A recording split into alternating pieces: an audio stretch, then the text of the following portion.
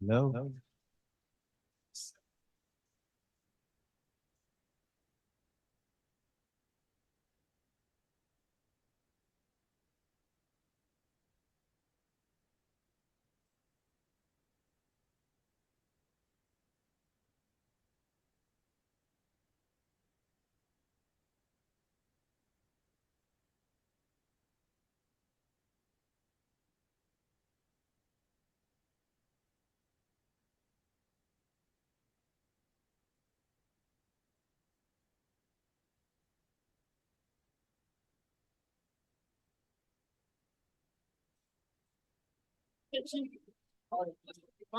My friend.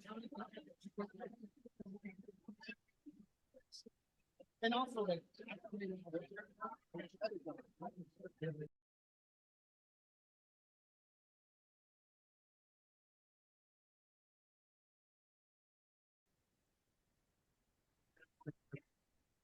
Hello? Can everyone hear me?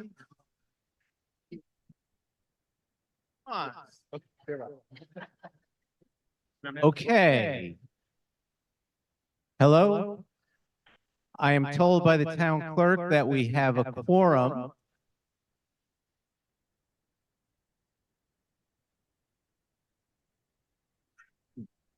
Boy, that felt good doing the gavel. I've never done that before.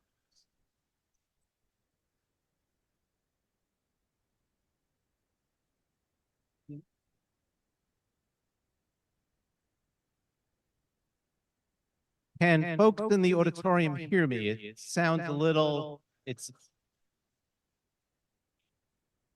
hello? Hello? We're okay now? Okay.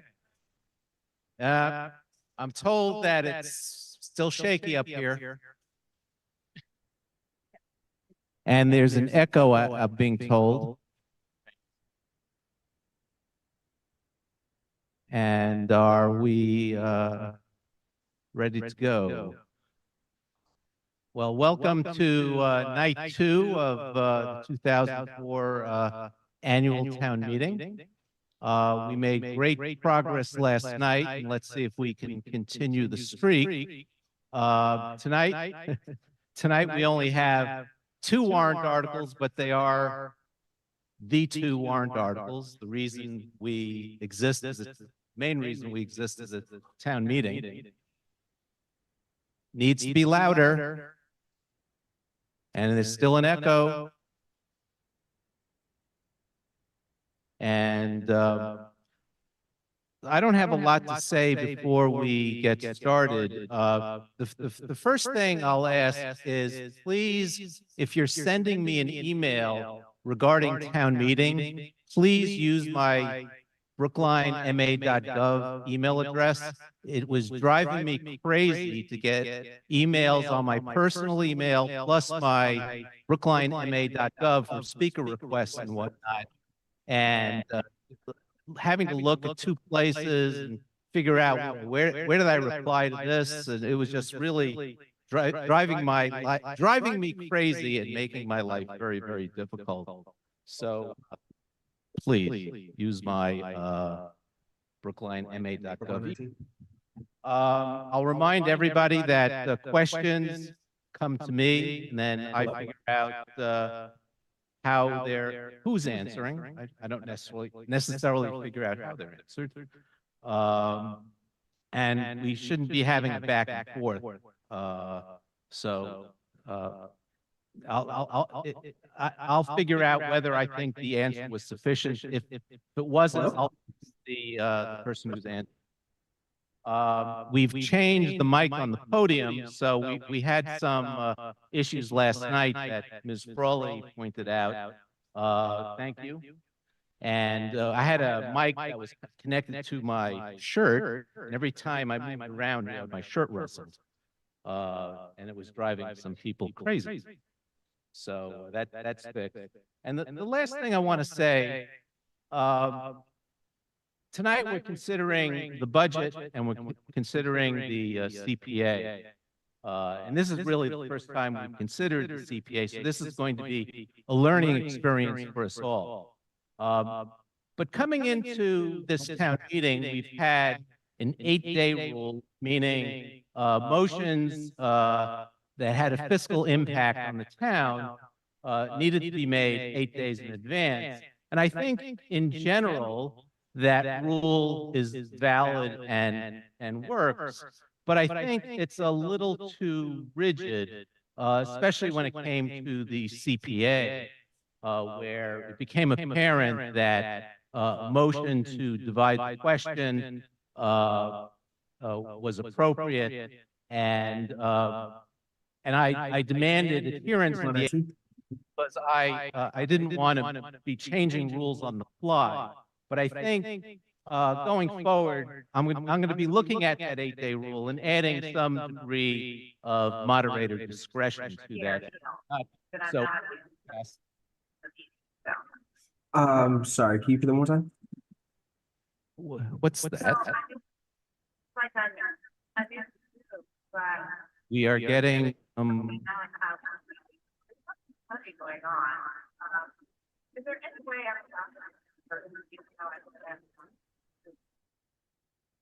So hopefully, I'm going to be looking at the 8-day rule and tweaking some other provisions in the town meeting members handbook.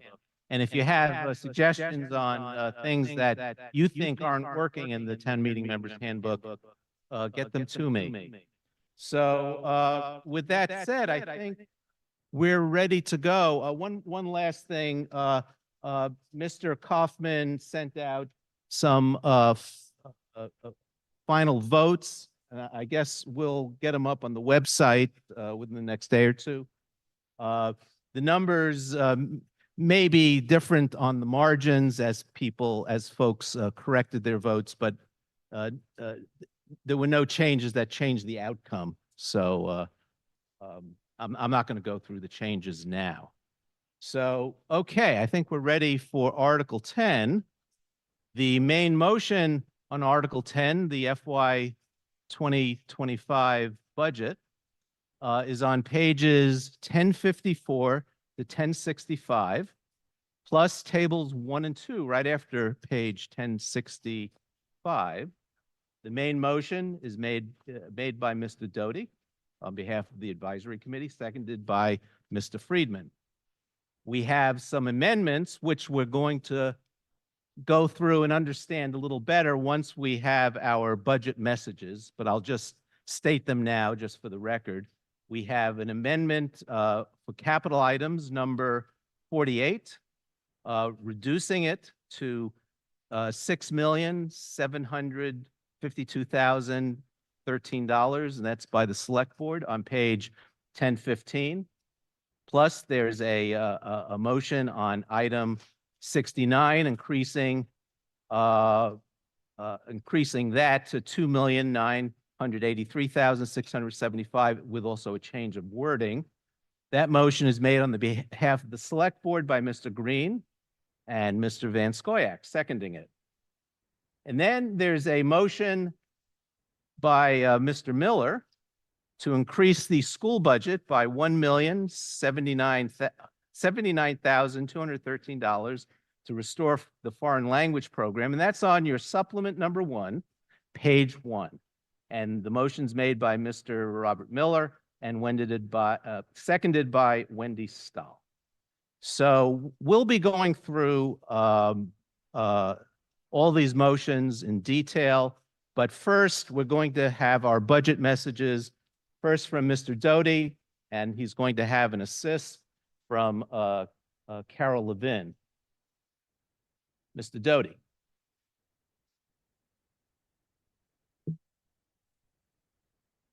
Thank you, Mr. Moderator. Dennis Dowdy, Precinct 3, an advisory committee chair, speaking for a unanimous advisory committee, recommending favorable action on the main budget motion of $389,519,081, which includes an allocation of $136,847,617 to the public schools of Brookline. Our budget is endorsed by the Select Board, except for one disagreement regarding capital expenditures, which we will address later. Town Administrator has published an excellent budget summary, and we have a comprehensive report published in the combined reports. So I'm going to use a significant portion of this presentation to explain how this process works, why you should trust us when it comes time for your vote, and to emphasize some of the major success stories over the last few years, along with some concerns.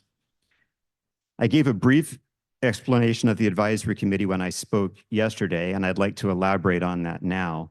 And the first question I'd like to answer is, why does the advisory committee present the budget instead of the town administrator or the select board? Our bylaws explicitly say that the advisory committee shall, quote, submit a budget at the annual town meeting. It may examine the books and records of any board, committee, or officer of the town, end quote.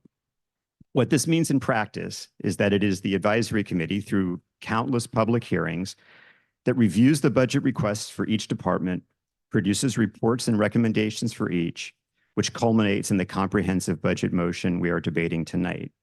And you can see each of our reports at our website, along with our recorded deliberations and votes. So that's right. The advisory committee has a website. It's maintained by Lisa Porcher, is an invaluable resource if you know about it.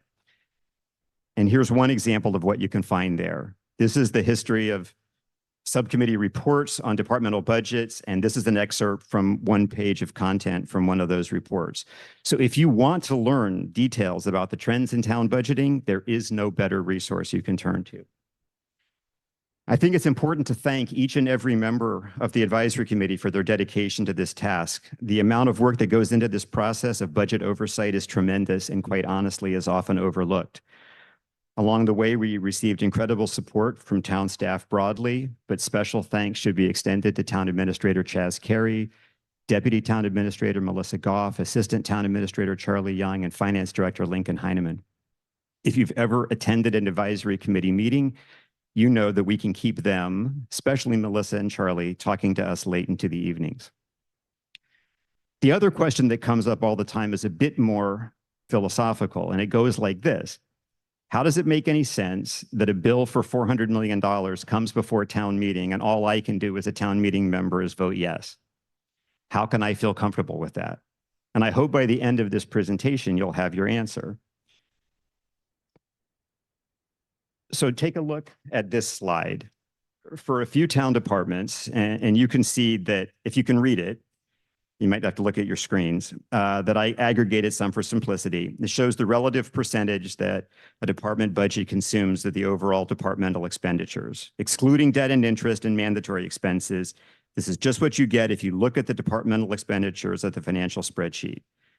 And you can watch as it goes from 21 to 22 to 23, and the departments change a little bit. And remember that the overall budget is going up each year, so even a slight decrease in the percentage allocation to a specific department still represents increased funding for that department, but the relative growth across departments does vary year over year. But you probably couldn't tell much from looking at that because the school budget dwarfs the comparison. So this is the same data I showed before, but with the school budget removed. So it's just each department's percentage of non-school departmental expenditures. And when you watch this one move over time, you will notice the building department, the planning department, the council on aging, increasing their representation. So how and why did that happen? So let's take the building department as an example. During the fiscal year 23 budget process, the advisory committee's capital subcommittee declined to recommend the building department's budget because, in its opinion, insufficient funds were included for building maintenance, particularly the increased maintenance cost for the newer high-tech school buildings. The committee indicated that not only should more funds be allocated for building maintenance in fiscal year 23, but that future budgets should reflect this need. And as you saw, they did. The fiscal year 25 operating budget for the building department is up 10% from fiscal year 24, which was itself up 10% from fiscal year 23. During last year's budgeting process, we continued our focus on building maintenance while adding extra attention and dollars to the budgets of the planning department, public safety, the council on aging, and veteran services.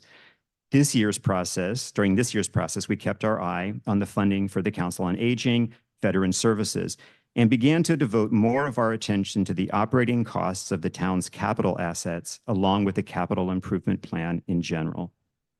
Okay, you might be saying, that's great, but how is that relevant to my vote at town meeting?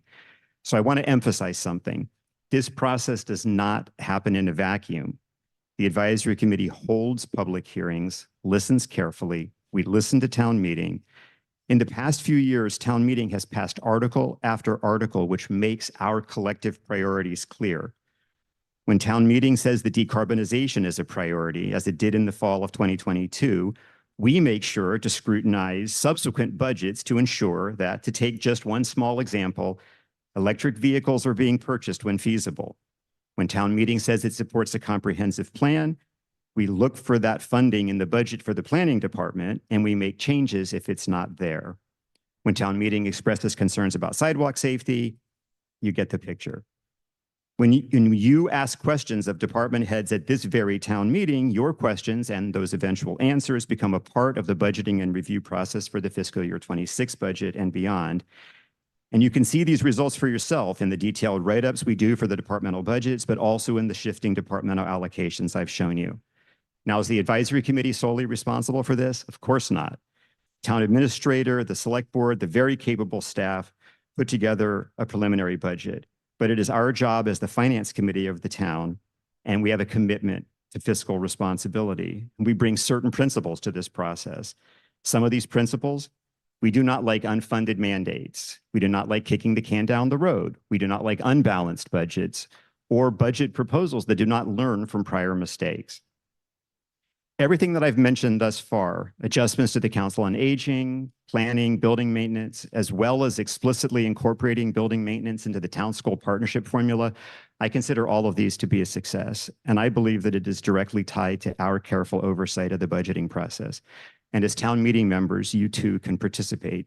You can send questions to our subcommittee chairs, see our website. You can come to public hearings, see our website. In our opinion, what you shouldn't do, and yes, here I am going to be foreshadowing our opposition to the budget amendment intended for the schools, is endeavor to make literal last-minute changes to the budget. This is a complicated, long-term, ongoing process which requires significant public input, and it takes time and effort to change things in a responsible way. The last thing I'd like to say before getting into the budget specifics is that everything I've mentioned so far has been on the operating side of the budget. But we've paid extra attention this year to the capital budget. And consequently, the question of whether the advisory committee should be weighing in on capital projects has arisen. And my answer is, of course it should. Capital investments, both what they are and their design and engineering specifics, have positive and negative impacts on the operating budget, both for the years in which the investment occurs and this is very important, in future years. Consider a new public building. Ongoing operating costs can include preventative maintenance, additional utilities, additional insurance, additional cleaning. New transportation infrastructure requires additional maintenance. Same for parks and open spaces. The list goes on. And we try to take a careful look at the capital improvement program from both the perspective of the absolute and relative value of each program, but also from the perspective of how each item might impact future operating budgets. And we will get to the full details of this year's capital improvement program, including some specifics of our disagreement with the select board shortly. So let's talk about some of the budget specifics. As town meeting members, you should all be familiar with the budget and how to navigate it. And you should also be familiar with the fact that it's online. If you start at the town's homepage at brooklinema.gov and navigate to Budget Central, you can get historical data, projections broken down along almost any dimension you can think of. Our report starts on page 10.10-1 of the combined reports. And first, the good news. Revenues were up 6.5% from fiscal year 24. Local receipts are up 10% from fiscal year 24. Meals and lodging receipts in particular are up sharply. We had close to $3 million in new growth from new construction, and our unrestricted general government aid increased by 3%. Additionally, parking meter rates are going up. This is something the advisory committee has been stressing for several years. I can't tell you how happy we are that this is happening. The result is estimated to bring in an additional $1.4 million. One thing that has jumped out, it was mentioned last night, is our unusually high free cash. Free cash is generated when actual revenues exceed forecasts or when actual expenditures are lower than anticipated. And this year, we had a surprisingly large free cash number of $25.1 million, primarily due to receipts from some large building permits and unexpectedly high returns on the town's investment portfolio. It's nice to have that kind of money to spend, but the thing about free cash is that it's completely irresponsible to spend it on operating expenses. One-time funds should not be used for recurring expenses. That was true when we were figuring out what to do with the American Recovery Act funds over the past few years, and it's equally true for unanticipated free cash now. So what are we recommending it be used for? Well, free cash is going to fund $12 million worth of the capital improvement plan that we're going to be discussing. And in addition to sizable allocations to the Stabilization Fund, the Liability Catastrophe Fund, and the Affordable Housing Trust Fund, the budget also recommends additional payments for pension obligations and the initial deposit into the Accrued Time Trust Fund that we voted last night in Article 9. These recommendations are important to preserving our bond rating. Having at least 10% of prior year revenue allocated to reserves is a fiscal policy that has been repeatedly stressed ever since the Brookline Fiscal Advisory Committee report of 2020. As always, the single biggest expense in the budget is the allocation to the public schools of Brookline. And as a reminder, town meeting does not oversee specific school budget line items. State law gives that authority to the school committee.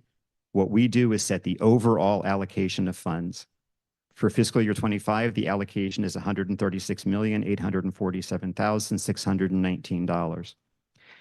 It should be noted that the allocation for the school budget is the allocation recommended by the town school partnership formula, which, as has noted, has been adjusted in recent years to ensure proper attention to building maintenance and reflects more than $1.8 million of budget reductions from the department's initial budget request. During the debate on this article, you'll be presented with an amendment to add $1,079,213 to the school budget with a request that it be used to reinstate the elementary world language program.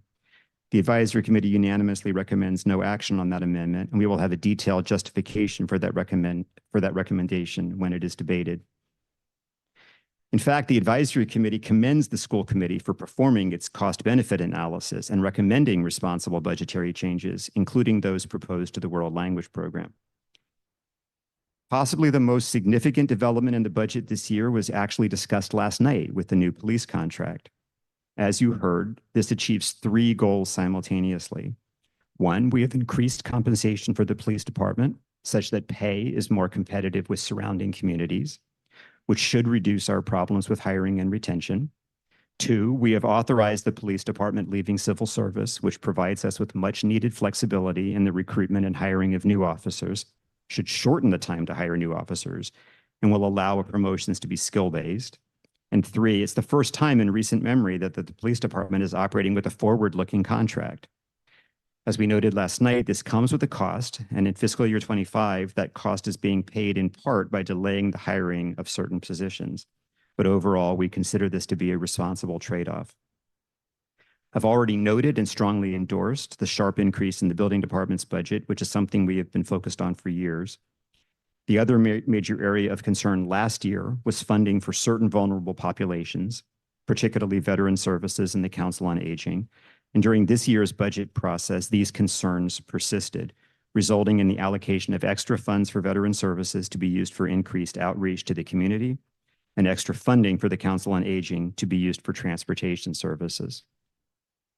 With respect to the Council on Aging, we were not able to fully fund our recommended budget for the entire fiscal year, and thus we anticipate revisiting that issue during the fall special town meeting. And this would be a good opportunity to acknowledge and thank the outgoing director, Ruth Ann Dobeck, for her years of dedicated service to the community.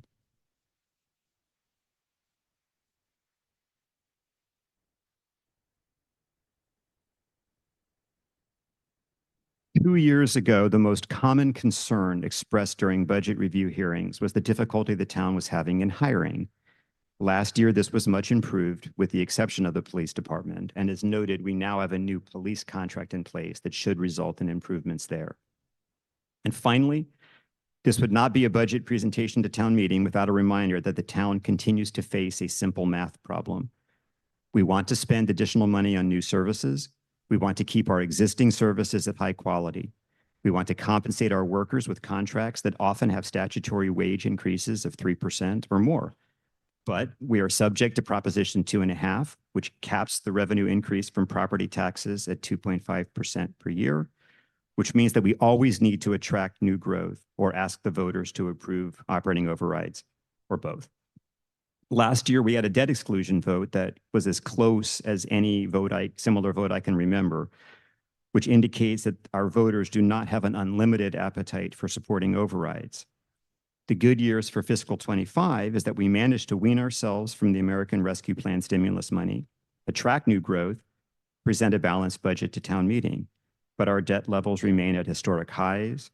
Our voters are increasingly less willing to increase taxes, and we are almost certainly no closer to any substantive cuts in any area of the budget.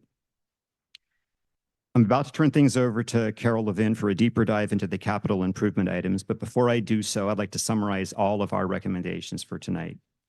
You will be asked to vote on 39 capital improvement projects. The advisory committee recommends favorable action on each of them and recommends against the select board amendments that are coming for 2 of those items.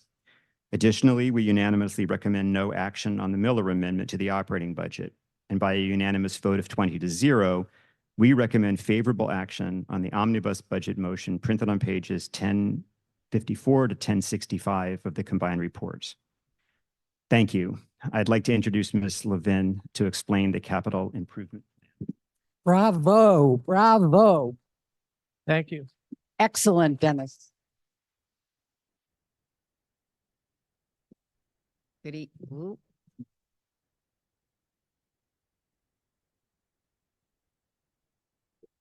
There. Can you hear me? Thank you. Good evening.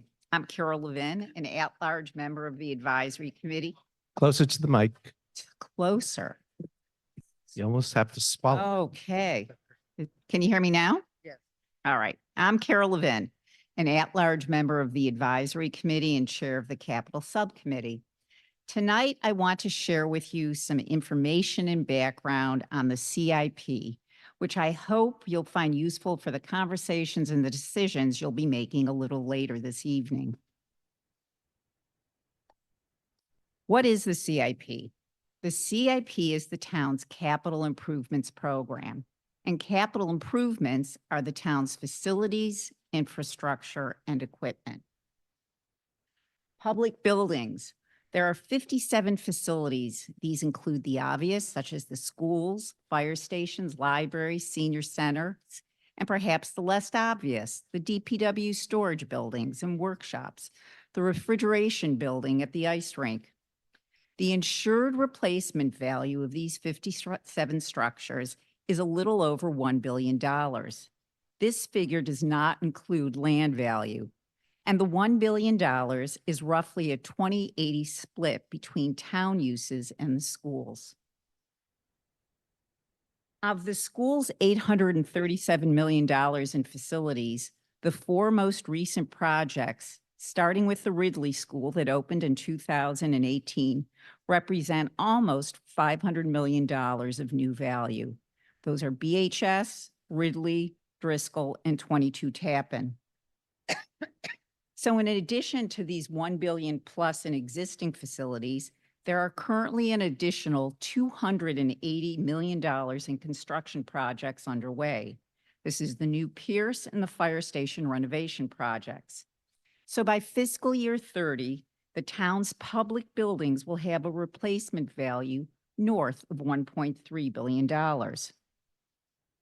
So what counts as infrastructure? Transportation infrastructure. These are the streets, the sidewalks, traffic signals, lights, bike lanes, parking meters, etc. Commissioner Shute has given a rough replacement cost estimate of $1 billion. What about the other types of infrastructure and equipment? Well, in parks, there's playground equipment, tennis and basketball courts, lighting, benches, and trash receptacles. For water and sewer, oops. I haven't been switching. Sorry. For water and sewer, there's lots of pipes. For public safety, there's fire engines, police vehicles, emergency radio systems. And trees, let's not forget those, with lifespans of 25 to 100 years and increasing recognition of their importance in combating heat islands and climate change, those count as infrastructure also. There's technology and sustainability, solar panels, batteries, heat pumps. Unofficial initial rough estimates are $150 million just to electrify the town. So it's easy to see how the total replacement value of the town's capital improvements is in the range of $2.5 to $3 billion. My goal for next year's town meeting is to have a more complete cost estimate for these items. So why is the CIP important? CIP investments affect annual operating budgets for current and future years. Dennis introduced this some, but let me give just a few more examples. We have been building bigger facilities, and the bigger the box, the more energy it requires to both heat and cool it for any given standard of energy efficiency. And the more square feet of quarters and windows to clean, the increase our cleaning costs are. We are also building more sophisticated facilities. These buildings are filled with sensors and sophisticated control systems, which have new and ongoing preventative maintenance requirements. There are also code compliance requirements that come with these new systems and buildings. For instance, the BHS STEM wing has something like 20 to 22 eye wash stations, which were built without drains. By code, those must be inspected and tested monthly. That's 22 eye wash stations. Someone carrying a bucket has to walk around to test.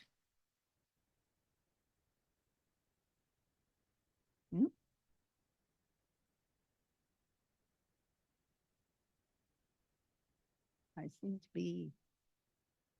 Number two, why is the CIP important? Reason number two, the CIP is a plan for the long-term investment in the refurbishment and replacement of this $3+ billion of infrastructure, facilities, and equipment. If done correctly, it will specify what will be done, when the work will occur, and how the work will be financed.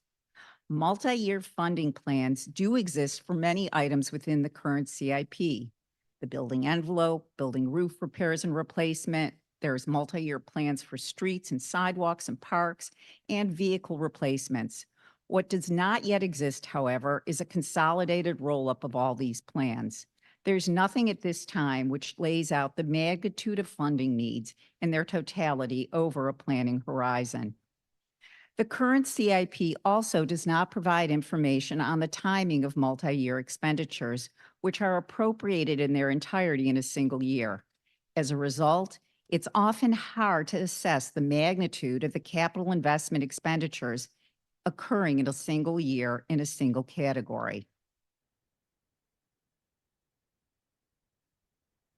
Brookline's current fiscal policy is for the CIP to be funded to 7.5% of the previous year's net revenues. The 7.5% target is exclusive of CIP projects funded by debt exclusions. For fiscal years 22 to 25, the CIP has ranged from 7.9% to 11.2%, or $22.3 million to $33.4 million, again, exclusive of projects funded by debt exclusions. This represents approximately 1% of the current estimated replacement value of Brookline's capital improvements. The AC has a general concern about the variability in the degree of forward planning among both town departments and the schools, the level of consistency in the application of the CIP funding criteria, and the opaqueness of allocation decisions. But in general, it agrees with the town administrator's CIP recommendations.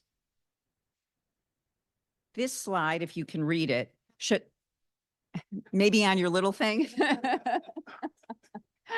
My apologies. The slide shows the details of the almost $34 million in CIP special appropriations you're being asked to approve this evening. It's a reformatting of a table that's in the budget book to correspond to what you're used to seeing for the CIP report.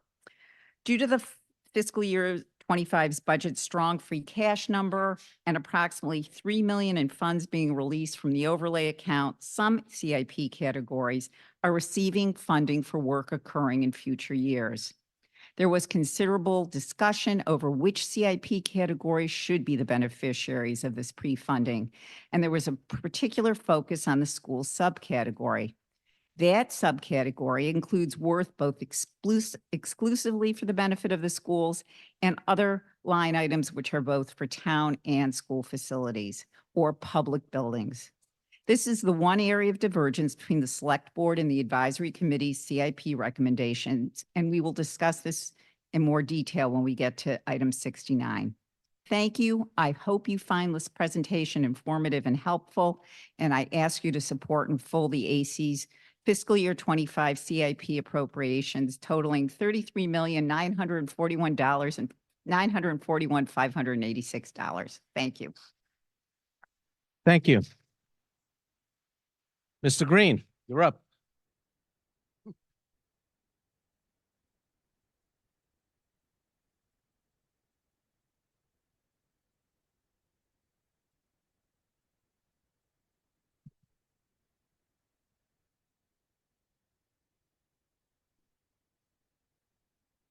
Good evening. I'm Bernard Green, Chair of the Brookline Select Board. And this is the statement that the Chair gives following the presentation of the Advisory Committee's budget by the Chair of the Advisory Committee and by Ms. Levin this year. The town meeting handbook tells me to make this statement, but gives no guidance as to what I should say. Many chairs, including me in the past, have interpreted their role as giving a so-called state of the town presentation. My statement tonight will be a little more modest than that. I do want to discuss a few issues that are somewhat outside the strict budget discussion, but which nonetheless impact the budget in important ways. The issues that I'll try to get to, and it depends on my time and how fast I talk, the critical role played by town staff in the success of the town, why we are so proud and protective of our AAA bond rating, the Select Board's role in the Advisory Committee's budget and that process, the Select Board's support for seniors, and various supplemental revenues that we receive that help help us to address issues that are not necessarily addressed in our direct budget. I want to begin by recognizing the hard work and great results of all of our staff of the town in each department. Everyone gives, in my experience, 100% plus. You can't give more than 100%, but there is a plus to their effort. 100% plus to the town and its residents. They can't work miracles and solve all the problems that people have. They do an excellent job and come pretty close.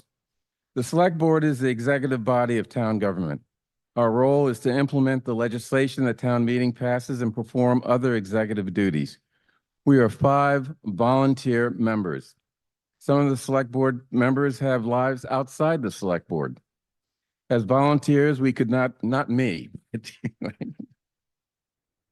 As volunteers, we could not perform the duties of the executive without the help of the professional Select Board staff. And one of the things that we always do is to recognize and mention those Select Board staff members. Since January 2024, we have been very fortunate to be able to bring on 3 excellent new faces in the Select Board office.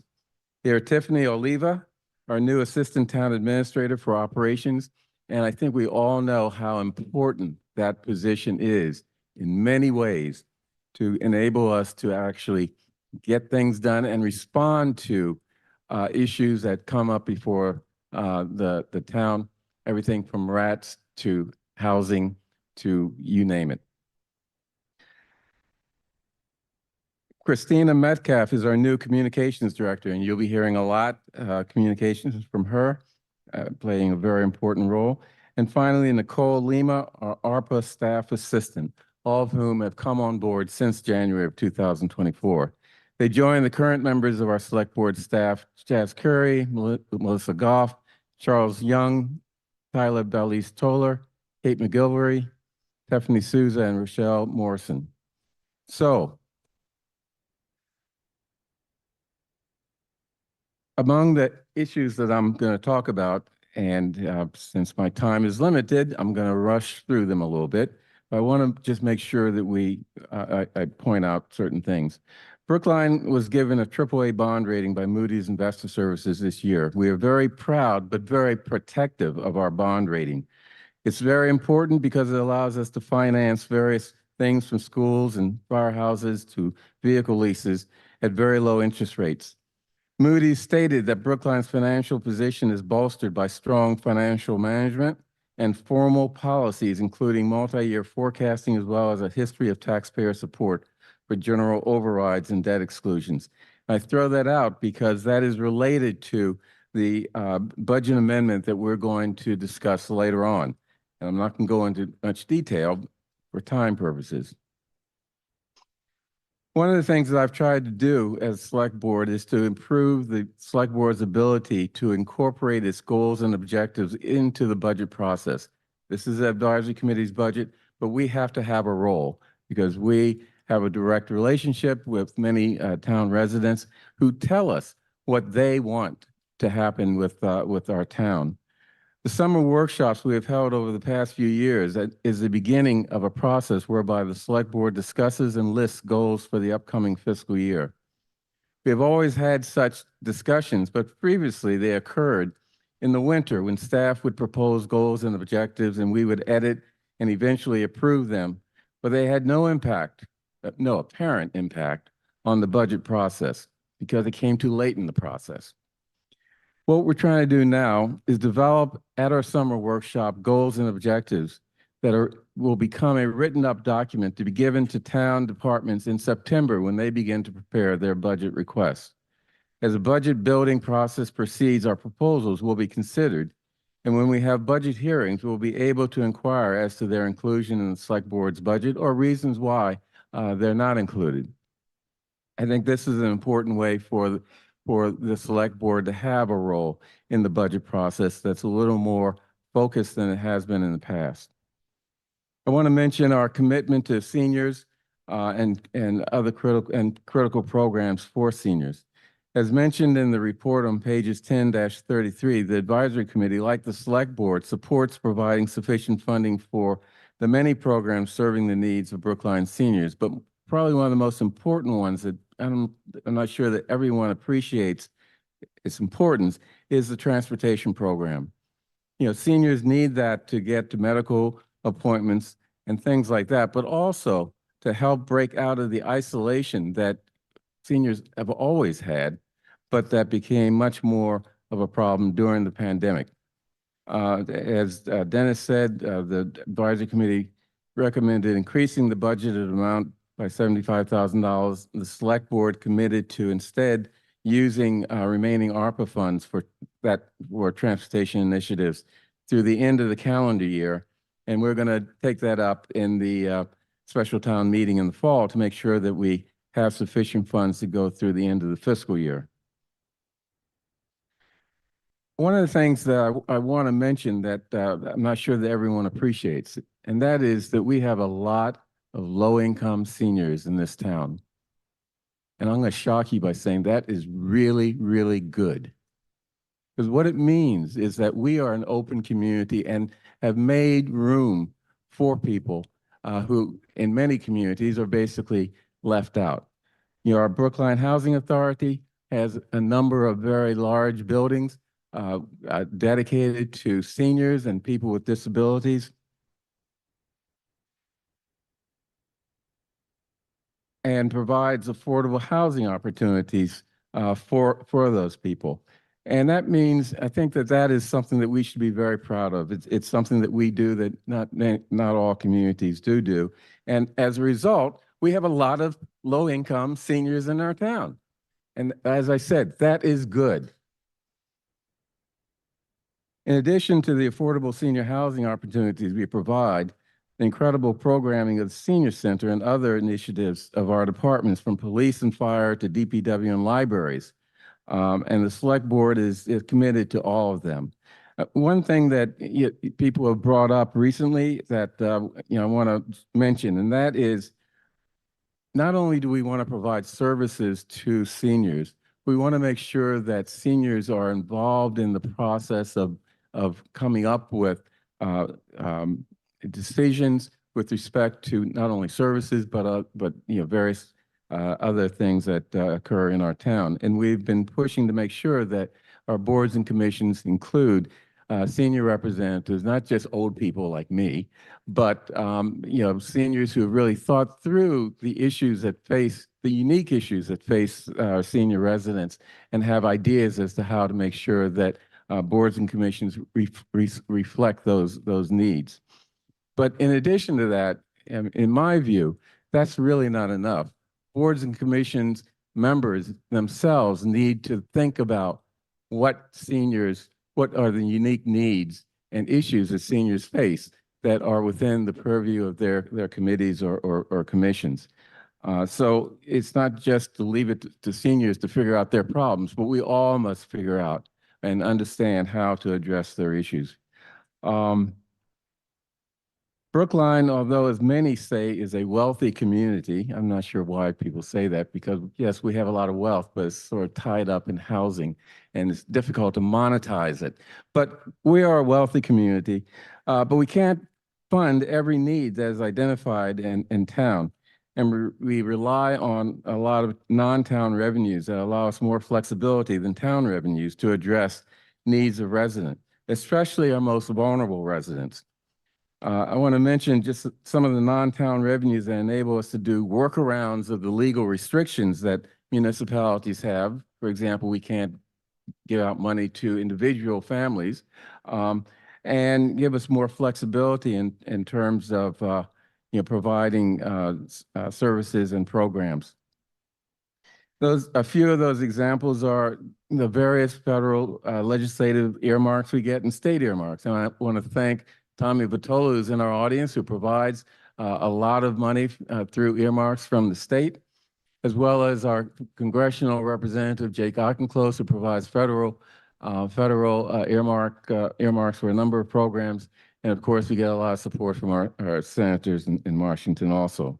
And let me not forget Cynthia Cream, who's an incredible source of assistance to the town, and always has been, as is Tommy, of course. ARPA funding, which provided $43 million to the town for town and community initiatives needs arising out of the pandemic. And without that, our residents, particularly most vulnerable residents, would have been in really bad shape because of the devastation from the pandemic and the shutdown of operations that occurred there. We also get CPA money that we're going to be discussing later on, which it gives us a little more flexibility to do things that our regular budget can't do. Our Affordable Housing Trust generates funds from developers and other sources that provide critical support to the Housing Authority and other affordable housing initiatives. And, one of my favorite, the Community Development Block Grant Program, which goes back to the Nixon administration when he said, I don't want to be giving out money to these towns and cities directly, so we're going to put them in block grants and send them to the states and distribute them that way. Well, we use that money, I think, very well to provide funding for a number of social programs, a number of capital needs of the Housing Authority, and many other programs that are critical to our town, but which can't be funded through our regular budget. So those are just a few examples, and that are a few issues that impact our budget in indirect ways, but very important ways. So I'd like to thank you and hope that you find my statement useful, or if not useful, at least interesting. Thank you.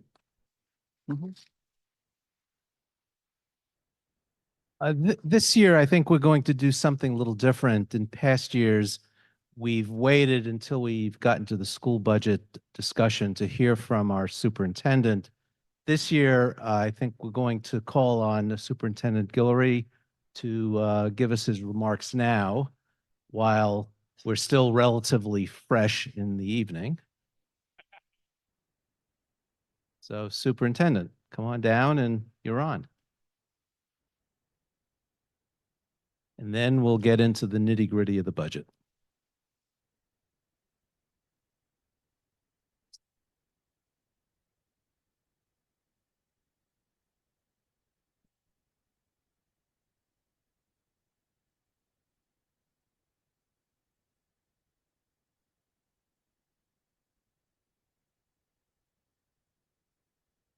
So good evening, everyone.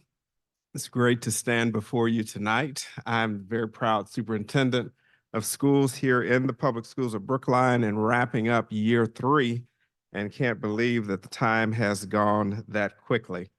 I want to begin with thank yous as the folks that have gone before me. Certainly want to thank the team, the deputy superintendents, and their hard work on the budget, certainly the budget managers, all of our school leaders for their effort here, the school committee, and certainly the advisory committee and the schools subcommittee of advisory for their hard work, and certainly all of our faculty, staff, and our parents for your ongoing support. When, next slide, please. When Dennis got up and gave the budget number, my heart jumped a beat because I was like, whoa, I hope my number matches his. So I did a quick look ahead and it actually does. So that's a good thing. So we're going to start tonight with taking a look at our mission, vision, and goals. I bring this up tonight because our school committee has revisited and revamped these goals for this school year, given that we've adopted a strategic plan. So the mission of the public schools of Brookline is to educate and inspire every student to lead a fulfilling life and make positive contributions to our world. Our vision is to provide every student with an extraordinary education through enriching learning experiences and supportive community so that they may develop to their fullest potential. Next slide. Our mission, vision, and goals continued. Each of those, the mission and vision is now broken down into our specific goals. Goal 1 is joy in learning. Goal 2 is excellence in teaching. Goal 3 is a culture of collaboration. Goal 4 is a celebration of difference. Goal 5 is a commitment to equity.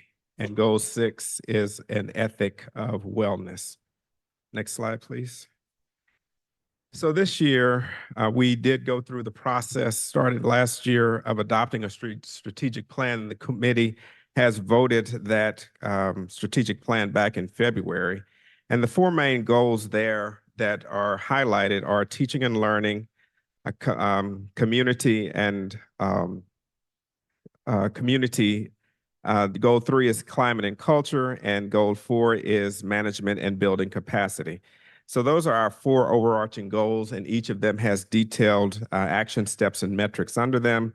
And you can see the website there where the strategic plan can be found, and we're working on putting a bulletin together to actually get that out in another facet so that you can have access to it. We are looking at maintaining, this year's budget maintains our class sizes within guidelines. And those guidelines, for all that don't know, is at the K through 2 level. That's up to 22 students in each classroom. And at grades 3 through 8, that's up to 25 students in each classroom. We've added positions back to BHS to address the class size issues that came up this school year. Next slide, please.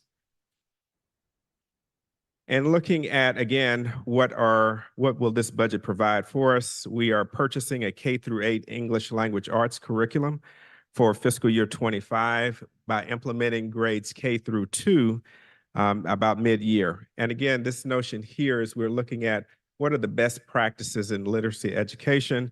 We all know that Massachusetts is undertaking literacy as a goal, stringent goal, and we support that. And we want to make sure that our curriculum that we expose our children to is evidence-based and standards-based as well. And we also recognize that while our current curriculum works for the vast majority of our students, it's not working for all of our students. And that's something that we are committed to, is making sure that all of our students thrive within our system. We're also looking at what are the opportunities to enrich and excel and stretch those students that are coming in at higher levels as well. We're looking to extend our BEEP preschool day to full day. Currently, our BEEP general education portion ends at 12:15 each day. We're looking to mirror that portion that also complements our inclusion program already at BEEP as that ends at 2:30. So we're looking to have full day across our BEEP program. That also provides some opportunity for us to do greater literacy work at the younger ages as well, working quite a bit around phonetics and phonemes. And our Deputy Superintendent of Teaching and Learning is here to answer any of those types of questions. We're looking to pilot a Winthrop House. So those of you that may be familiar with Winthrop House at the high school, it's essentially an in-district therapeutic learning program. We're looking to bring that down to the middle level and house that program at Driscoll. And this affords students that may typically be served in an out-of-district place an opportunity to be served within the public schools of Brookline's, within our school system. We are concluding the Clark Road lease, and that savings is projected at about $1.5 million per year, and returning BEEP PSB staff to existing PSB spaces. We're aligning our PSB finances and reporting with state mandates. So essentially, finally getting alignment with what was passed way back in 1993. We are turning the page and making that happen. And certainly there have been some challenges that we recognize, but also some great opportunity to bring our system and our finances into tighter alignment. And in doing so, we're also rebuilding our PSB HR, our finance and operations teams, and we're pleased to have staff that will be joining us in each of those areas. Next slide. Here are a few shots or images. Hopefully you can see some of those, at least pretend you can see there. The first image there is of the indoor farming that took place earlier this year at the high school. The middle image there showed us our growing stake in unified sports for our students. Certainly the Pierce Project, and thank you again to the community there. And then some other images in and around our classrooms. Next slide. 23-24 at a glance. We've renamed Roland Hayes. We certainly give recognition to students at each of our school committee meetings. We tend to have some form of what we call a spotlight on excellence, where we highlight either student or staff for some outstanding work that's happening there. Lots of work around plant-based foods within the district. And then looking again, what are the social emotional supports or the wraparound services that families may need through a partnership with Care Solace. And again, composting, those that are interested in sustainability. I've actually started composting at home thanks to our work here in Brookline. Next slide, please. I certainly want to acknowledge our partnership, our investment in the historical Metco program. And so this year we had a Young Women's Leadership Conference convening. PSB has also done quite a bit, again, around health and wellness, and our policy that was developed was recognized by the state as a model policy. And then again, the notion that we have adopted our strategic plan. Next slide. So our FY25 operating budget request is coming in at $136,847,619. And that is aligned with the town allocation, which was approximately $300,000 less than what was projected or forecast in the override. This funding enables us to continue our ongoing educational excellence, including the highlights that were shown on the previous slides. Next slide. For our FY25 capital improvement plan request, we are requesting the funding for the BEEP leases at Beacon and Putterham, new furniture district-wide, as well as maintenance of district buildings. The select board amendment to the CIP includes an additional $95,500 for Baldwin renovations necessary to successfully exit the Clark Road lease, but also to achieve components of our strategic plan. And so we are the school committee's statement in the combined reports for additional details. Next slide. For district challenges and opportunities, again, we're continuing to focus on data-informed decision-making. We are building dashboards now to track our progress against our strategic plan. So we are looking excited and excitedly happy for that. The length of the school day. Right now, we know that, and I'm awaiting any day now for the report to come back from our tiered focus monitoring review this year with the length of our school day and the challenges that whether or not we're meeting our time on learning requirements. There are some concerns that we have there. And so this leads to struggles with meeting our time, the time that we need for science, social studies, literacy, and world language. And again, certainly we noticed that are very well aware that we made the very hard recommendation to reduce our K-5 world language program while we study, look to rebuild that and certainly bring it back. But we do know that we have a lot of work to do around that. You working from home tomorrow? Yes. Where's that coming from? Someone telling me to shut up. Wasn't me. It wasn't you, Mr. Moderator. But again, so that notion, and again, that's something that's very near and dear to our hearts. So we are not taking that lightly, but also recognize the notion that we do have some work to do around world language at the K-5 level, giving it the due time and justice that it needs and space in the school day. And we recognize that we do need to lengthen our school day in order to make that happen with the rigor and the due diligence for both our students and staff that are needed there. So we want to take some time to look at that, study that, and then make recommendations to bring that back. Our enrollment projections for a 10-year return to near pandemic or previous highs before the pandemic. So on the next slide, you should see what's happening with what we believe will be happening with our enrollment. So this year, we looked at two studies. We commissioned one for Cropper McKibben. You all should be somewhat familiar with them in the past. And we also used our NESDEC, which is a membership that we have. And you notice that the lines don't run together. So that's concerning for us. But the top line that you see there represents the Cropper McKibben. They took more of the Brookline footprint, looking at the housing, the building, the various units that are going to be coming online in the near future.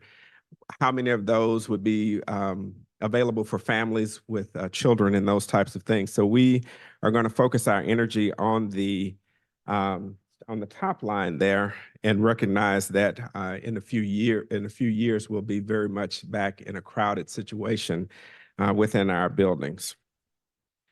And finally, the PSB, we want to again reiterate that the PSB budget is at town allocation. The budget does enable many accomplishments, but there are also challenges in sight that must also be addressed. The focus of our decision-making is grounded in our strategic plan, and we continue again to work on our budgeting process, and we certainly recognize the challenges that we've had this year, but our ongoing commitment is to make that stronger and stronger each and every year. So with that, Mr. Moderator, thank you very much. Thank you, Superintendent Guillory.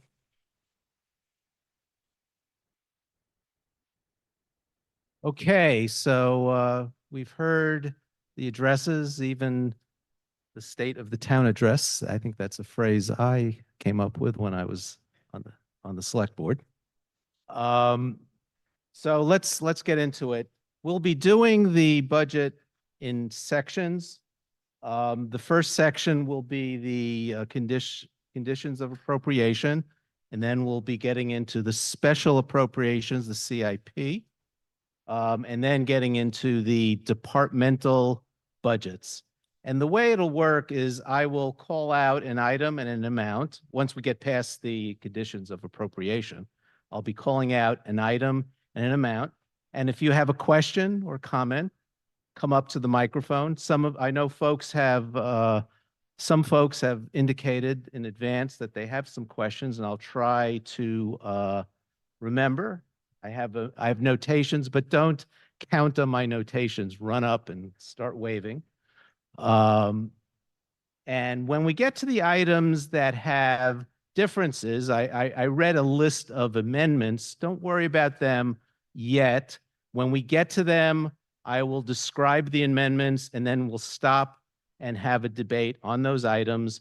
And then we will vote on those items on our way to building a final main motion for which we will have an omnibus vote. So there will be a series of votes before we get to the end. But as we go through, I will explain all that, okay? We're ready to go? So we're starting on page 1054, which is the advisory committee's recommendation. That is the main motion. And the first bunch of items is conditions of appropriation, which includes transfers among appropriations, procurement contracts and leases, allocation of salary adjustments, stipends, salaries of elected officials. We pay our elected officials really well. Not. Vacant positions, golf enterprise fund, water and sewer enterprise fund, a series of revolving funds, schoolhouse maintenance and repair, the snow and ice budget, interfund transfers, host community funds, budgetary reporting, and that is the conditions of appropriations. And I see no questions, and we'll move on. Now we're getting into the capital improvement program that Ms. Levin has described, and we'll be going through them one by one. And as I said, if you have a question, come on up. So 37, we're now on page 1060. Raise and appropriate $225,000 for maintenance of town garage floors. 38, $500,000 for rehabilitation of town buildings. 39, $125,000 for technology infrastructure. 40, $400,000 for the purpose of completing the town's comprehensive plan. 41, $325,000 for the rehabilitation of engine number 3.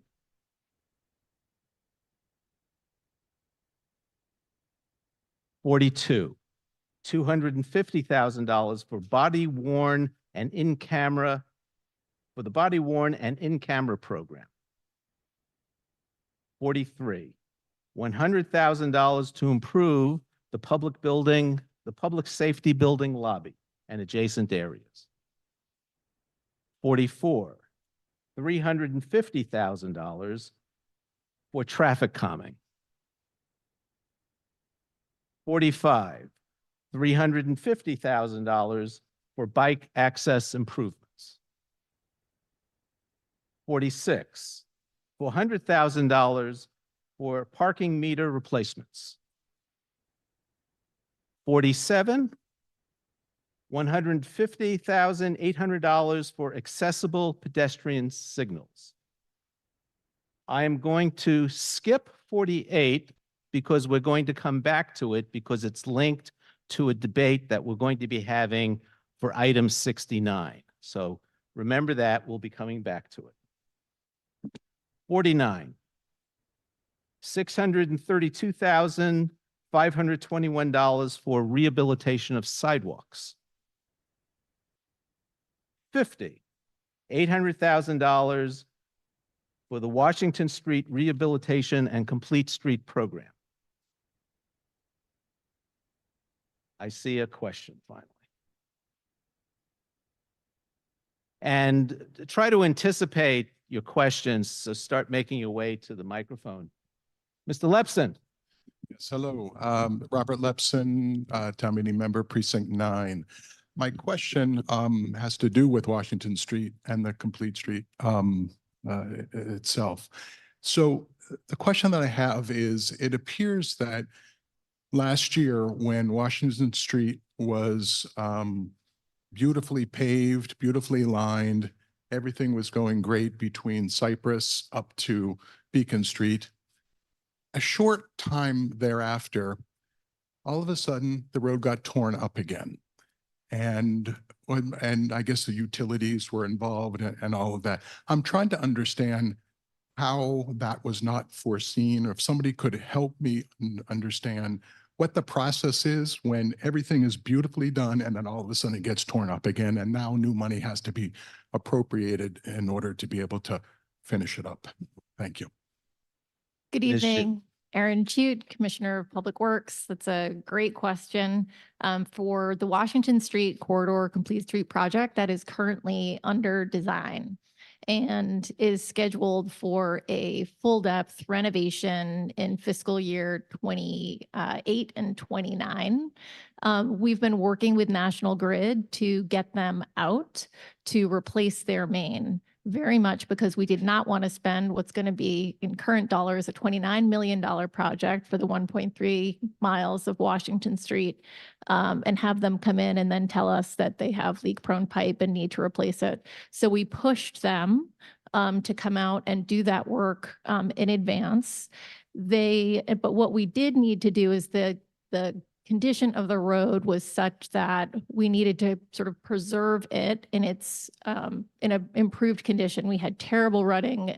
It was a priority for the cyclists. Both the areas where the cyclists were riding were in terrible condition. So what we did is called a bonded wearing course. So we did not do a full mill and overlay or full restoration. It was in essence a preservation technique to improve the condition while we're in design development. The National Grid will do a full restoration of their patches following this work. And so we will again have a smooth condition. So it'll be a smooth condition leading up to the full renovation. So improved beyond what it was prior.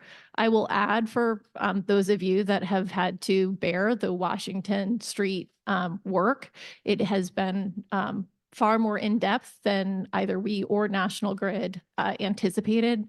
They discovered railroad tracks below the pavement course and also concrete vaults. And so it's been very slow going for them doing that work, but we're really glad to get it out of the way now. So my apologies for the disturbance, but ultimately it's going to be worth the time and the investment down the road. Thank you. Mr. Ananian? Scott Nanian, On Town the Meeting same- Member, Precinct 10. Yeah, I just wanted to make a comment about the Washington Street renovation work. My understanding is that that extends all the way up to the intersection of Washington Square. The intersection of Bacon and Washington Street does not include the portion of Washington Street from there to the Boston border. And in particular interest to, in my precinct, is the intersection of Westbourne Terrace and Beacon Street, which is right at that Washington Square intersection, which is really dangerous for kids going to school. I have heard vague promises that that would get addressed with the Beacon Bridleway path, but that's like a 10-year project. So I just wanted to take this opportunity to encourage maybe accelerated investment in finishing that full path from Washington Street to the Boston border, as well as considering accelerating consideration of that particular intersection there. Thanks. Thank you very much. I think just a comment for the town meeting members. So the Mass TIP project that'll be funded, construction will be funded with state dollars, goes from the Gateway East, where we ended Gateway East on Washington Street, up to where Washington Street meets Beacon Street. We're not crossing that intersection with that project. However, the neighborhood mobilized and advocated and said, if you're doing this design for Washington Street, why not continue with your design through to the Boston line? So we have expanded the design that will complete the rest of Washington Street, and that'll just not be part of the state project, but one that we can execute ourselves. We're aware of Washington and Beacon. The thought was for all of those intersections to be part of the bridle path analysis, but fair point that we may need to expedite that. Thanks. Thank you. Ms. Shu, stay where you are. Are 50 or 51? Sorry? Which item are you? I was also going to ask about Washington Street. Okay. You're on. Connor Sheehan, precincts 10. I live on Washington Street, right in front of the patch. That's not so great right now. Sorry. Just for clarification, when will that be resurfaced? And we're not living with that patch until 2028, right? You're not living with this patch. With this patch. Will we live with a patch that is nowhere in resemblance to No, this patch? yeah, no. Okay. So what they need to fix, they finish their main and then they have to do all of the service connections as well. And then it needs to settle for generally 6 months. And then they'll come in and do a permanent patch, which will be a smooth finish. So right now with some of it depends where you are, but they have some sections that will be complete in the fall Of this year. of this year. For the whole stretch, what's the timeline there? So they're doing it in sections, so I actually would have to look, and they're currently around the sort of just beyond Cypress and Washington. And we're probably going to take a little bit of a break, but they still need to continue all the way down to Brookline Village. So that is yet to be done. The section that the sort of full section that they've already been working on, they're telling us this fall. Understood. Thank you. Okay, thank you. Stay where you are, Ms. Shoot. 51, we have a question from Michael Burstein on remote.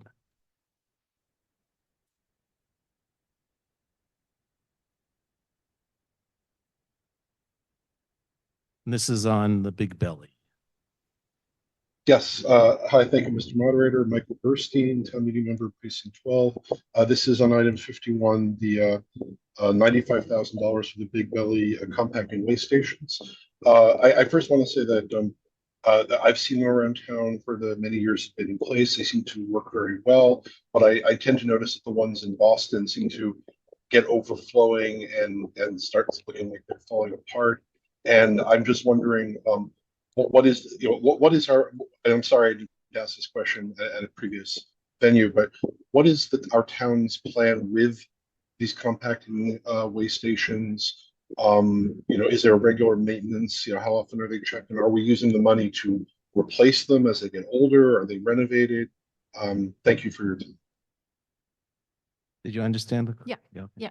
A couple things there, I think, on the Big Belly. So we've made a commitment to work towards replacement of the open top trash receptacles in the public parks and public grounds to these fully enclosed solar trash compactors. They actually hold 5 times the volume and are rodent resistant. But they're very expensive, and you see these units out in the parks. Usually we have a set of both trash and recycling. So we have a plan to roll these out. We purchased 22 this year, so you'll see 22 additional locations. And as part of the rodent control action plan, we're adding another packer collection route during the day. That packer is going to be in, we're hearing, in the next 6 to 8 weeks. And so we'll have more frequent collection that is happening. We already have 7-day-a-week collection, normally about 9 months of the year. And then we have 5-day-a-week collection for over the winter season. But we are sort of doubling our efforts, adding an evening shift and an additional weekend shift to manage the volume of trash. I think I'll add another component, and things that we're always thinking about is, how can our staff manage this? The Big Belly, the compactors, that trash can be really heavy. So a lot of lifting, and we want to prevent back injuries.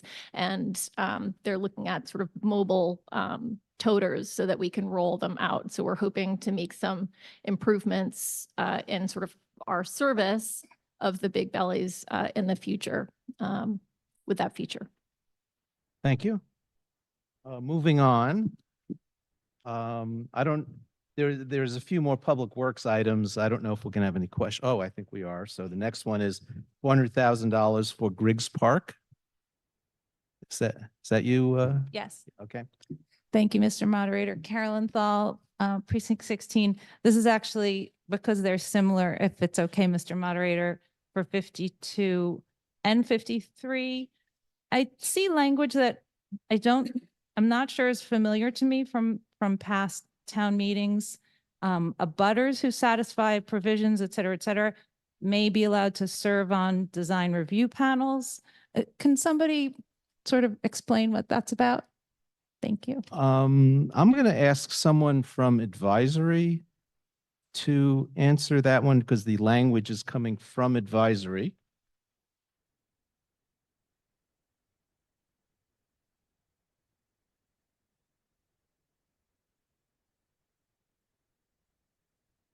Mr. Friedman.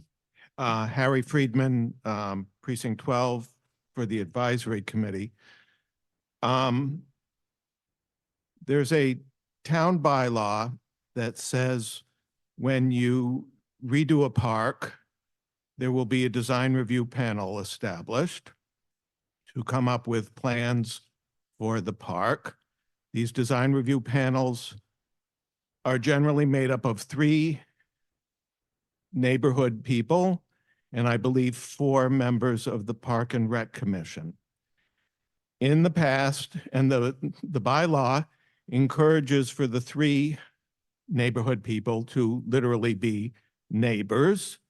And this has included people who are, in the past, have been direct abutters to the park or near abutters to the park. When Grigg, actually last year, when Schick and Amory were setting up design review panels, the Park and Rec Commission said that no abutters need apply because under state ethics rules, abutters are viewed to have a, trying to think of the right word. No. They're reviewed to have a rebuttable conflict of interest because they are near the park. And that's considered to be a financial conflict of interest. However, the state ethics rules say that they can go through a process where they can appeal to the appointing authority, and the appointing authority can say, you've rebutted this presumption of conflict of interest, you can serve on the design review panel. And so the advisory committee was adamant that neighbors be allowed to serve on these panels. And the accommodation we reached with the town was that the town would send a letter to the ethics authorities saying that this is what the town was doing. Is it kosher to have abutters on the design review panels? And again, the accommodation we reached with the town was that abutters would continue to be eligible to serve on these panels until we heard otherwise from the State Ethics Commission. And that is the language, therefore, that you'll find this year regarding Griggs Park and Monmouth Park, both of which require design review panels. Thank you, Mr. Friedman, for that very complete answer. So Griggs Park going once, $550,000. Mr. Moderator. Sorry. Yes. Mr. Moderator, Mark Lowenstein, Precinct 12. This actually goes back to the parking meter, whatever number that was, the $400,000 allocation. And I'm not sure, 46. thank you. I'm not sure which department this falls under, but I was just hoping that someone, the appropriate person, could add a little bit of color to the whole parking meter situation, because it seems to me that we've had multiple rounds of parking meter replacements over the past number of years. They're expensive. $400,000 seems like a lot of money. Not sure what the payback on those would be. But then the other thing is, when I was reading in the budget, it said something about to the effect that the useful life of these meters is about 10 years. And again, that seems to me to be a little bit not that long. We're going to be, back for another appropriation in 10 years or maybe even less for the same meters. And I just remember meters from maybe a previous generation. Maybe they were the mechanical type that lasted a lot longer. So I just would love a little more color on the whole parking meter situation. Thank you. Ms. Shute? Good evening. So great question about the parking meters. The town has a little over 1,900 individual parking meters and around 30 multi-space meters.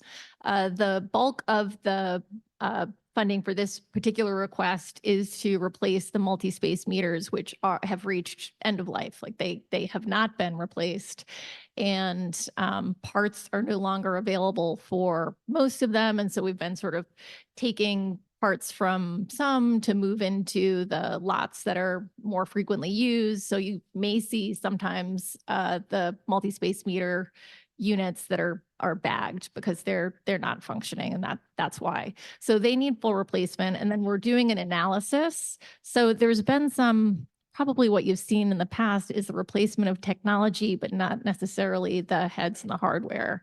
So we're doing an analysis on the physical kind of units for single space and also the technology. And we're looking to put together a program. So if there's a 10-year life cycle for these units, that we put together a full program, and we're replacing a 10th every year. So that's what you will see going forward. But this first chunk of money is to deal with those multi-space meters and then ultimately have a place, so that we're not in this situation right now where we sometimes have the hardware that's not working, the software that's not working, and we really want to have a better system. I will say, in terms of return on investment, we're estimating about 3.7 million in revenue next year. So it is a worthwhile investment for the town to have these meters functioning properly. Thank you. Sir? Hi, good evening. Rich Snyder, Town Meeting Member Precinct 2. I have a question going back to the design panels for the parks. So I am a frequent user of Amory Park. And back then, as we said, there was it was considered a conflict or whatever it was to have people with, I think it was within 100 feet or 300 feet of the park participate on the design panel.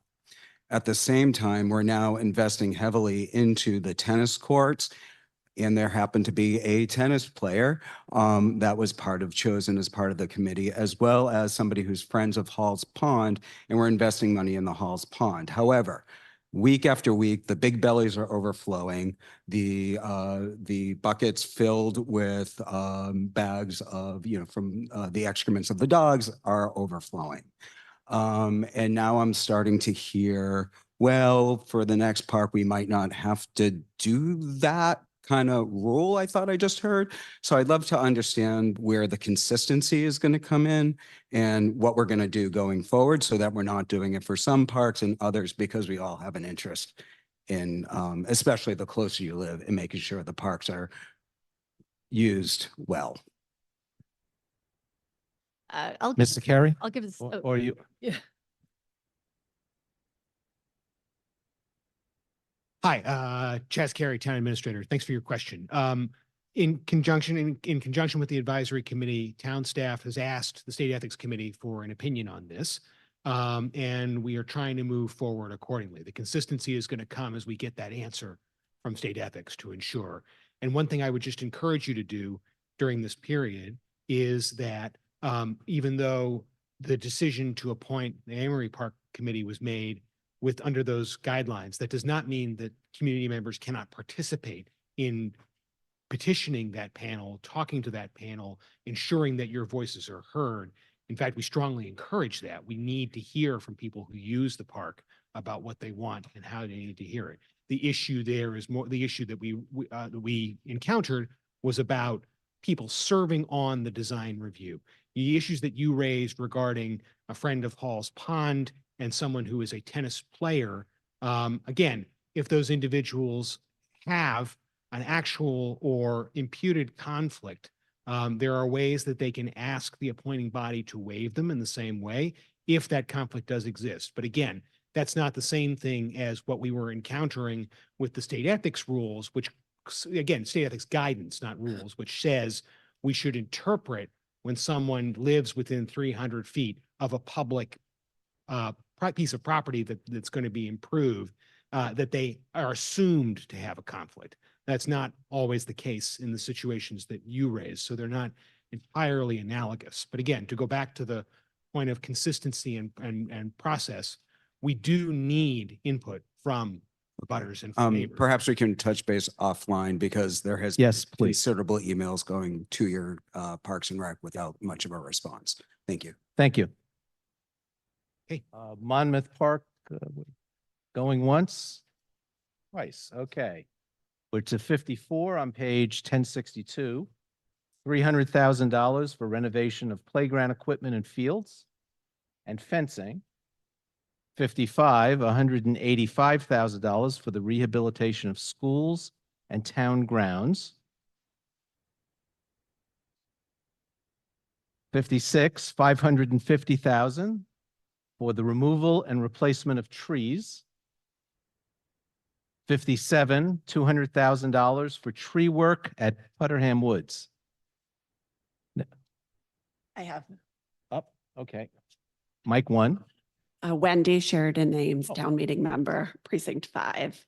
My question is Putterham Woods part of the golf course and thus under the jurisdiction of the enterprise fund? And if so, is the enterprise fund covering the $200,000 of tree work? Ms. Shute?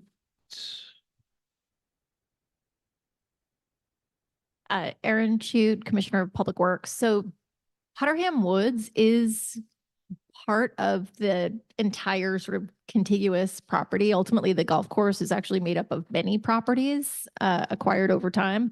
It is part of the golf course and under the jurisdiction of the Park and Recreation Commission, managed by the Director of Recreation. However, the work at Putterham Woods is this is being paid for out of town tax dollars, not the enterprise fund, which I think was that specific question, and is a public safety issue. So the woods have been severely damaged over time with down trees.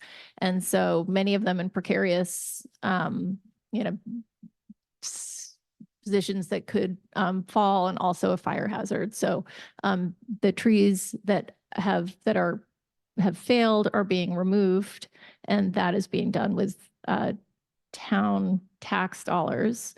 And I'll say that it's being managed by the Recreation Department, but the Department of Public Works and Parks and Open Space Division is helping oversee that work, the contract administration and the contractor, making sure that it's being done properly.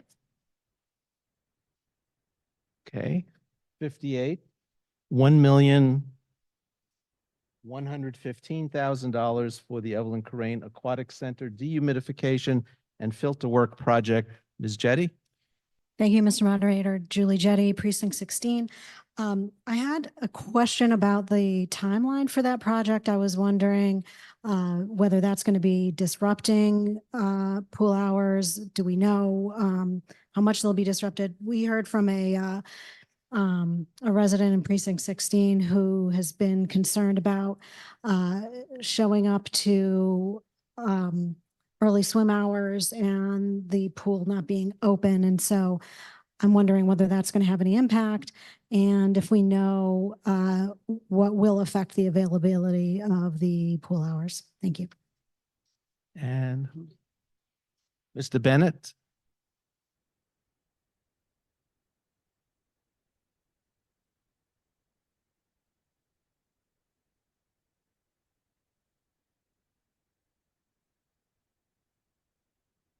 Good evening, Dan Bennett, Building Commissioner. With respect to that work, the timeline hasn't been established. We've got a proposal ready to go. And once the feasibility study has been completed and we understand the project a little bit better, we will have a timeline. Okay. I wonder if Ms. Shute can speak to the pool availability, the pool hours. What was the question? I'm sorry. Sorry, the question was that there have apparently been quite a few cancellations of the early morning swim hours. And I'm wondering if we know what's causing that. I think that's the recreation director. Mr. Davis? Oh, thank you. Not you, Mr. Davis. Recreation Director, Mr. Davis. Is he here?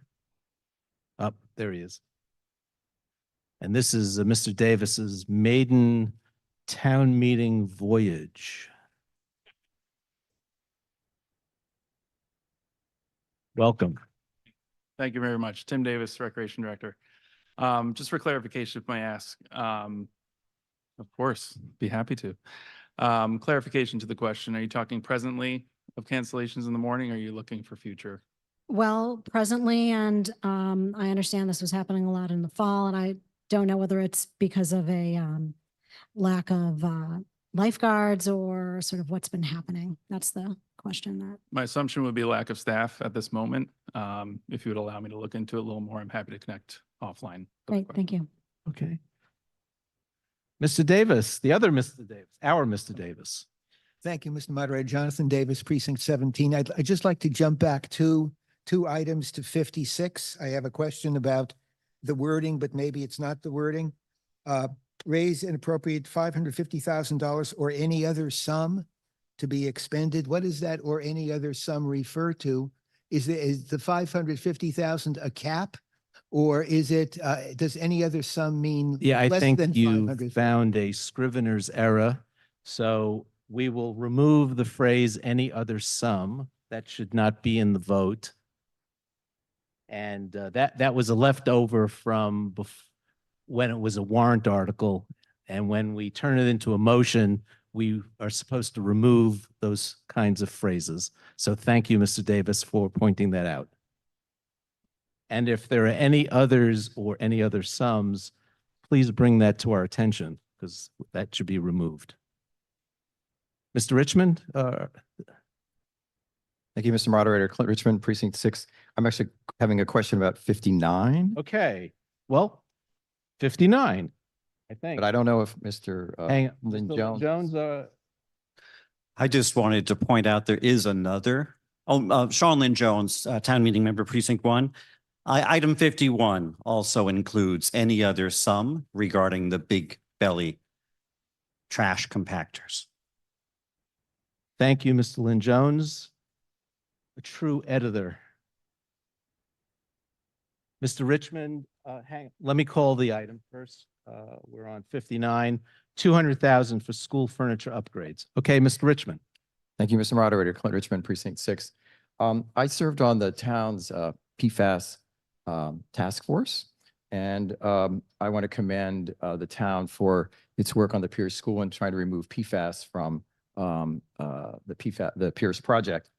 But one of the recommendations we made was around upholstered furniture, which is a common application of that. And I didn't know whether any of the school furniture in 59 was upholstered, and if just sort of as a reminder to I guess not a reminder, but an opportunity to present this issue to town staff as we go through our purchasing programs. That upholstered furniture is one that's pretty easily replaceable, but maybe there's no upholstered furniture, so it's irrelevant. But just as a general suggestion. Mr. Giannakakis, our purchasing director.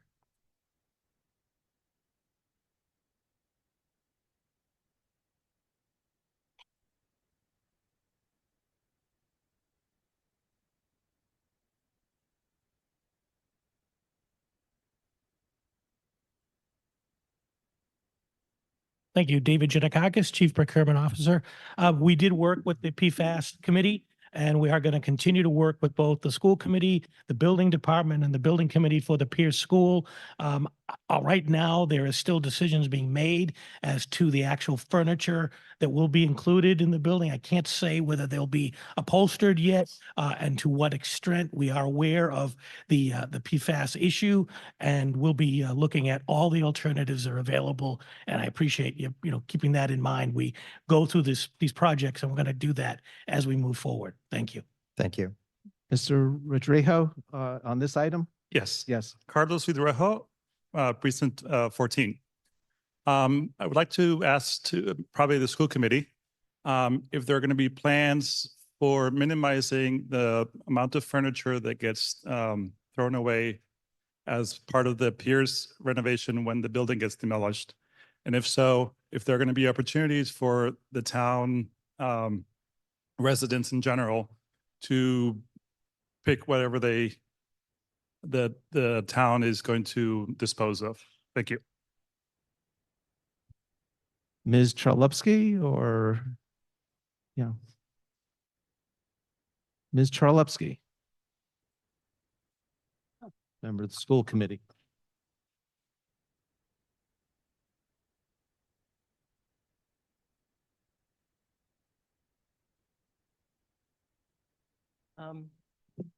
Helen Charlupski, school committee member and co-chair of the Pierce School Building Project. Thank you for your question. Yes, we are in the process actually presently of disposing of not just furniture, but other items within the schools. They first go out to all schools within the school department. Some things go into storage for things that we might need later. And then there will be probably an opportunity for the residents to take up whatever might be left at that point. The same thing is true with vacating of Clark Road, and we're doing the same process. So, thank you. Thank you. Item 60, $170,000 for HVAC equipment. Item 61, $200,000 for underground tank removal. Linda Pelkey has a question on, she's remote.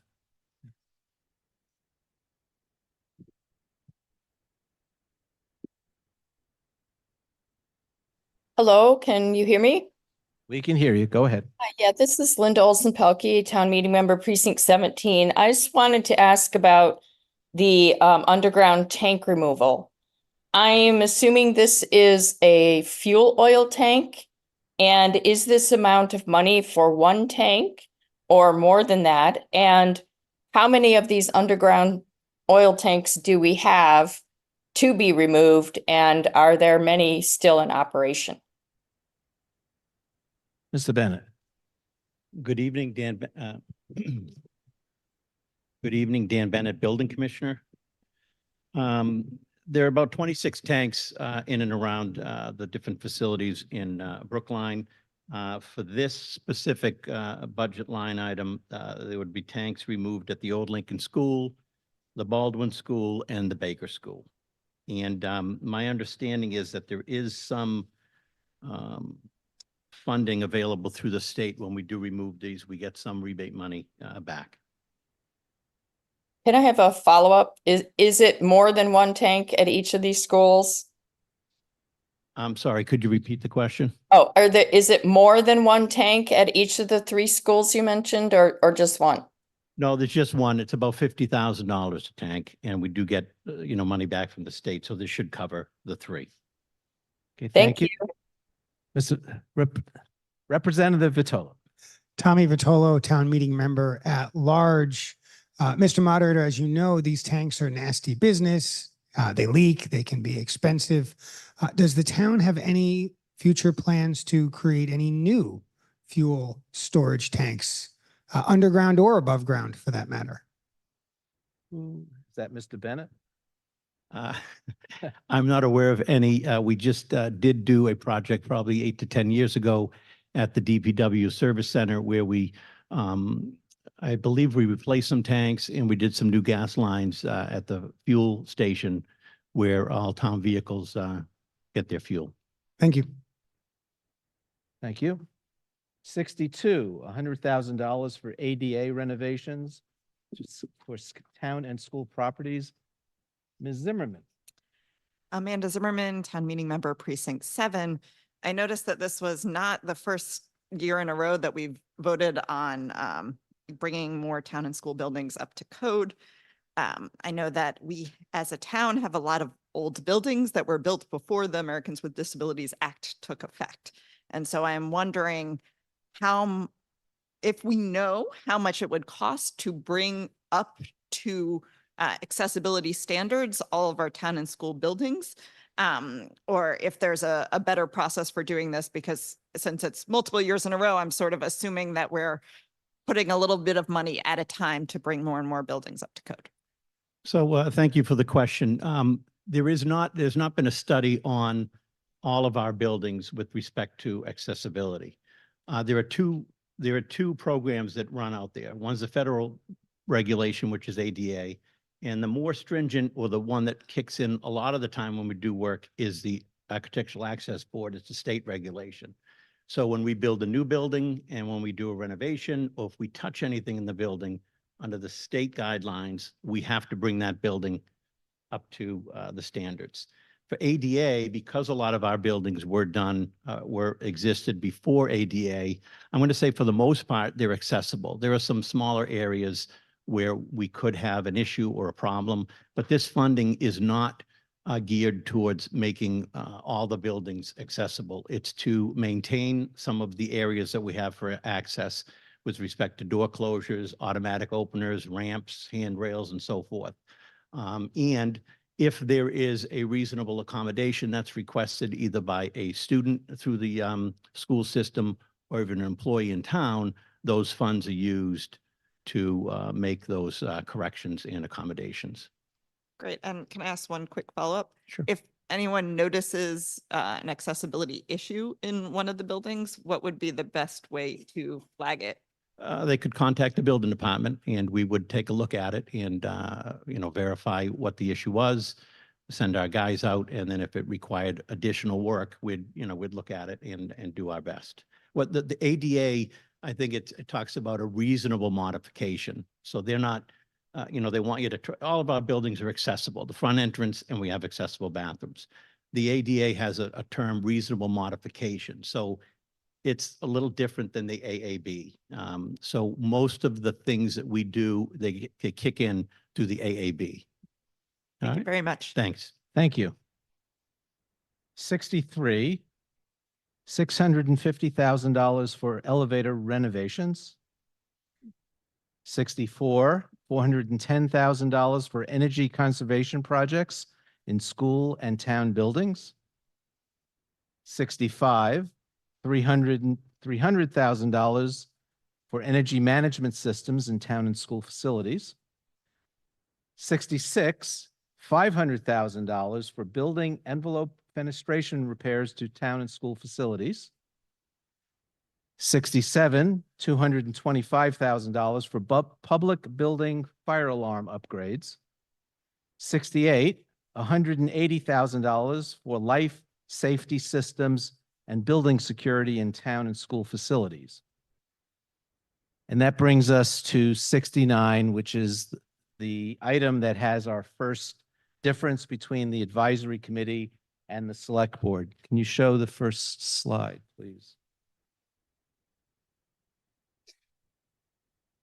So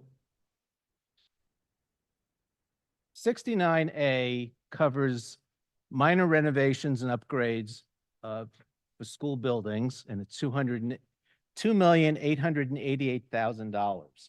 And it's divided into A and B. A has a difference in the language highlighted in green and yellow.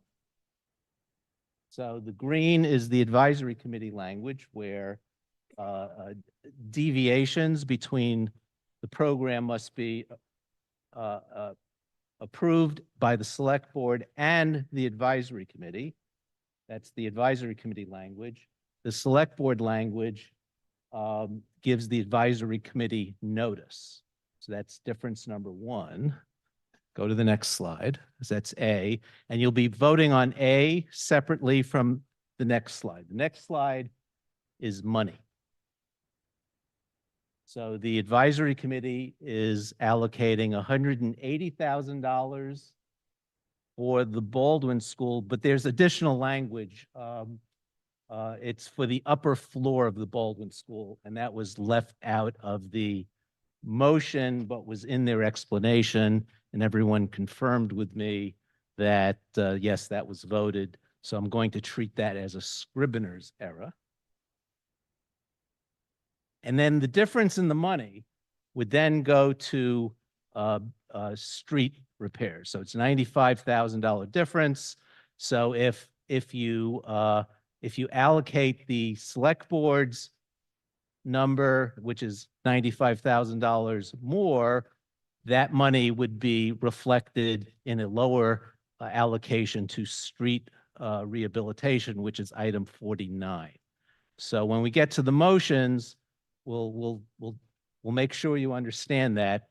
But until then, I'd like folks from the select board and the advisory committee to explain themselves. And we have Mr. Perlman going first.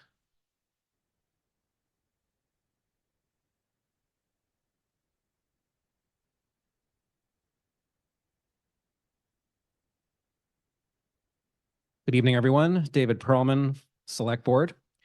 At the time of the Select Board vote, the Advisory Committee had not finalized their motion under Article 10.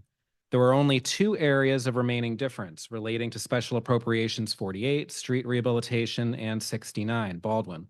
The Select Board has voted a version of Special Appropriation 69 that appropriates $95,675 more than the Advisory Committee for the work at the Baldwin School. That's 69B, and also has different language for the condition of appropriation, which is 69A. Another key difference is that the Select Board condition of appropriation only requires notification to the Advisory Committee on departures from the school-by-school work plan for minor renovation work, while the Advisory Committee's proposed language inserts the Advisory Committee itself as an additional necessary approving authority prior to any changes being made.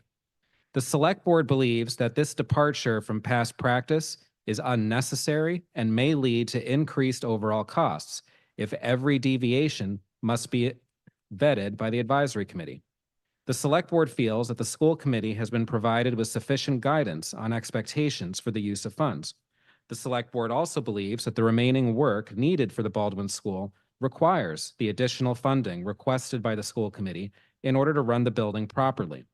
As most of you already know, Baldwin is a school property in Chestnut Hill with an interior that over the last several decades has fallen into some disrepair, making it a less than optimal school building from a programmatic perspective.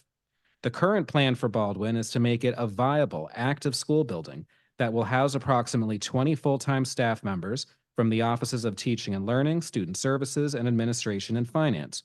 In addition, the Baldwin plan includes establishing a learning center with a resource library and 2 sets of spaces to convene workshops, professional development, and classes. By slightly modifying the interior space of Baldwin within its current envelope, the school department will be able to advance its strategic plan. Also bear in mind that the $275,675 the Select Board recommends to be expended for renovations at Baldwin represent a one-time cost that amounts to less than 20% of a single year at the Clark Road Maimonides property, a lease that the school committee and school department opted to leave in an effort to save tax dollars. In other words, these proposed minor Baldwin renovations at the level recommended by the school committee and select board save the town approximately $1.2 million in year one and approximately $5 million in a typical lease term over 3 years. Accordingly, following a public hearing on the matter on April 30th, the select board voted 4-0 to recommend favorable action on its version of 69A and 69B. Thank you. 3 minutes to the dot. Wow. Ms. Levin.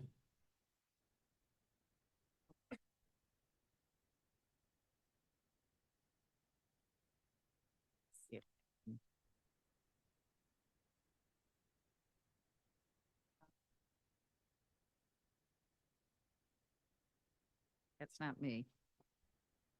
Nope, that's not me either. Oh, sorry, Shorty here. It was PowerPoint, yeah. I sent it, I don't know, 1 or something.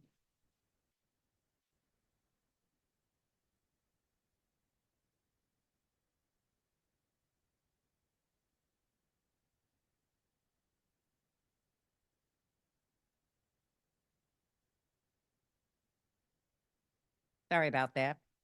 While they're looking, I'm Carol Levin again, at-large member of the Advisory Committee and Chair of the Capital Subcommittee, going to give you. Oh, okay. Is this better? All right. Once again, Carol Levin, at-large member of the Advisory Committee and Chair of the Capital Subcommittee, and I'm going to give you even more background and context for the CIP. Okay, great. Thank you. So, but I don't see it on my little thing here. Why is that? Okay. So as recently, I'm here to discuss the issues regarding the school building rehab and upgrades line, AKA the mini CIP. Just waiting for this to catch up. Thank you. Okay. As recently as fiscal year 23, the schools were reporting deferred maintenance of approximately $15 million. After scrubbing the deferred maintenance list of items which were completed, as well as the removal of the Driscoll and Pierce School, deferred maintenance was revised down this year to approximately $6.8 million through fiscal year 30. In fiscal year 2017, the mini CIP was established to fund this deferred maintenance work with the goal of extending the useful life of interior spaces between major renovation projects. Work was to cover large-scale painting programs, new flooring, ceilings, and toilet upgrades. Work on roofs, exteriors, and mechanical systems funded elsewhere.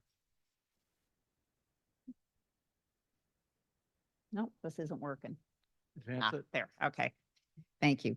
The next 3 slides are included in the supplemental reports, pages 13 through 15. The advisory committee has reviewed each of the proposed school projects and schedules, and except for the Baldwin School, has voted to fund in full the school building rehab requests for fiscal years 25 and fiscal year 26. For the Baker, Lincoln, and Runkle schools, this will complete the funding of all planned work, all of which meets the mini CIP objective of extending the useful life of spaces as currently operated and utilized. And I'm gathering you can't really make out the details, but that's listing a bunch of painting, toilet upgrades, carpeting, et cetera, et cetera. Unlike these other mini CIP projects, the Baldwin School project is for a change of use. It converts classrooms on the first floor of the building into administrative office space to house some of the staff vacating 2 Clark Road, and turn the lower level of the building into a teacher learning and resource center. And I want to add that the advisory committee has long been advocating for the school committee to reduce its dependence on leases, especially for administrative space. The project's original cost estimate was $776,000, of which $300,000 is being redirected from fiscal year 24 CIP projects, and the remaining $476,000 is being requested from the fiscal year 25 CIP. The $300,000 from fiscal year 24 was approved for projects at the Lincoln and Runkle schools to be part of their mini CIPs. Those projects are now going to require additional funds to be appropriated in fiscal year 25. Capital projects for a reconfiguration of space and or a change of use follow a multi-year CIP process. First, there is a request for planning or design funds, including a rationale and justification of the change. And second, a request is made for the funds to do the actual work. This is true for both major projects and smaller projects, such as the public safety building lobby renovation, which is receiving $100,000 this year for a design feasibility study. The AC is also concerned that the Baldwin School as a historic structure is subject to oversight by the Preservation Commission, and this was not done. The AC, after completion of a site inspection, believes that $180,000 is sufficient to complete both the work on the first floor of the Baldwin so that staff can move in at the end of the Clark Road lease and complete an upgrade of the electrical service.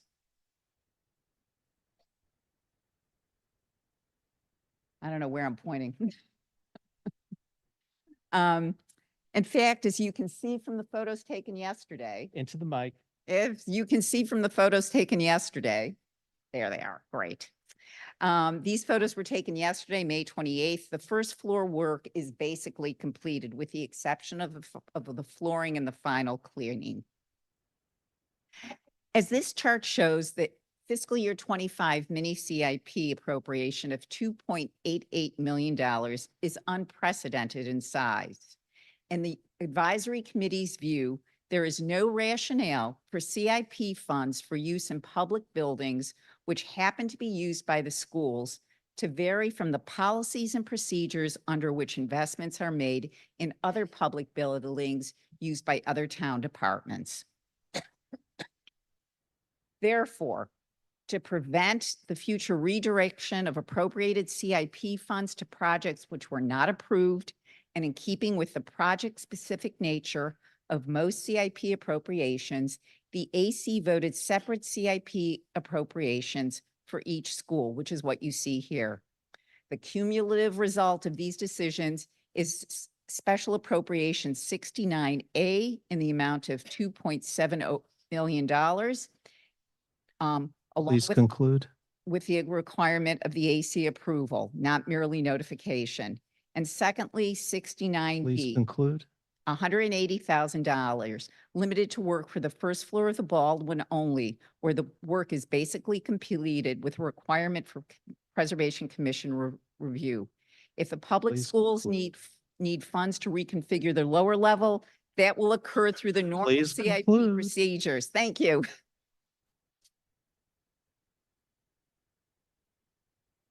Mr. Liu.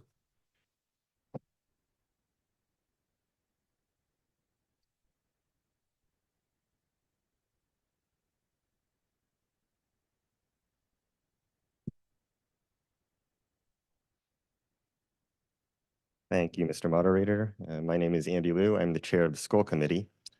On May 2nd, 2024, the school committee voted 8-0 to recommend passage of the select board's amendment to warrant Article 10. We're grateful both to the select board and to the advisory committee for their support of almost all of the items that were requested under this heading. Regarding the conditions of appropriation, we believe that oversight by the select board is appropriate and sufficient. Regarding the amount to be appropriated, I'd just like to describe what the school committee would be doing with the difference of $95,675. So recall that we're moving staff to Baldwin in order to end the lease at Clark Road that will no longer be costing us over $1.2 million a year. With the advisory committee's appropriation, we would be able to finish the electrical and HVAC work that's needed on the upper level of Baldwin. We would not be able to replace the flooring in order to encapsulate the asbestos that's sitting there now. We would not be able to replace the flooring in the bathrooms where partitions had to be removed, and we would not be able to finish painting the interior. With the select board's appropriation, we would be able to do these things, and we would also be able to carry out the piece of our strategic plan that calls for creating a district-wide center for professional development on the lower level of Baldwin. So what would this include? It would be 3 rooms, including a library, where educators from across the district would come together for workshops, classes, and group mentoring. We currently have no other spaces set aside for these activities. We envision that our paraprofessionals could take college-level classes there to prepare for becoming teachers in the district. So we talk often about needing to support our educators so that we can attract and retain the best. We talk often about needing to build community among our educators, and we talk often about the need to innovate. So this is an opportunity to do all 3 of those things. So we would be grateful for town meeting support so that we can use these rooms to help our paraprofessionals grow into teachers and our novice teachers to grow into master teachers. Thanks very much. Thank you. Mr. Friedman.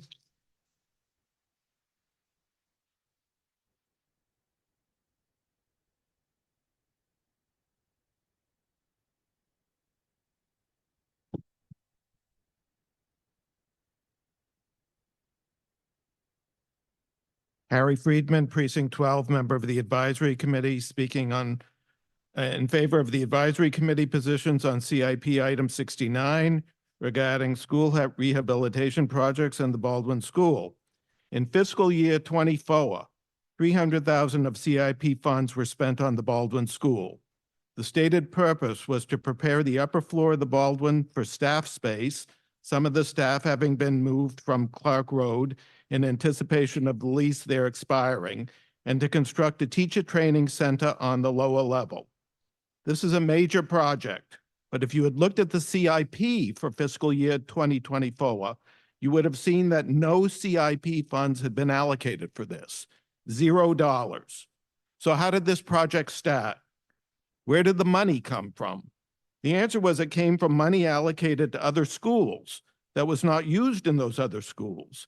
And the project started basically without authorization from town meeting, the select board, or the advisory committee, without written plans, without an architect, and without consultation with the Preservation Commission, despite this being an historic building in a National Register district, a building owned by the town.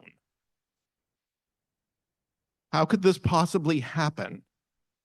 When we do something with, for instance, a park, and we allocate $2 million for, say, Griggs Park, we don't expect the DPW to use any of those funds on another park. They don't. That would require a separate CIP item and approved by town meeting. However, we have treated our school buildings differently. What we've done is allocated a lump sum and used it on various schools. It's called the mini CIP, as Carol went through. But the idea was that there was a list of relatively minor school maintenance items, not major building rehabilitation. And funds allocated for one school building were not to be used to start major projects in other schools.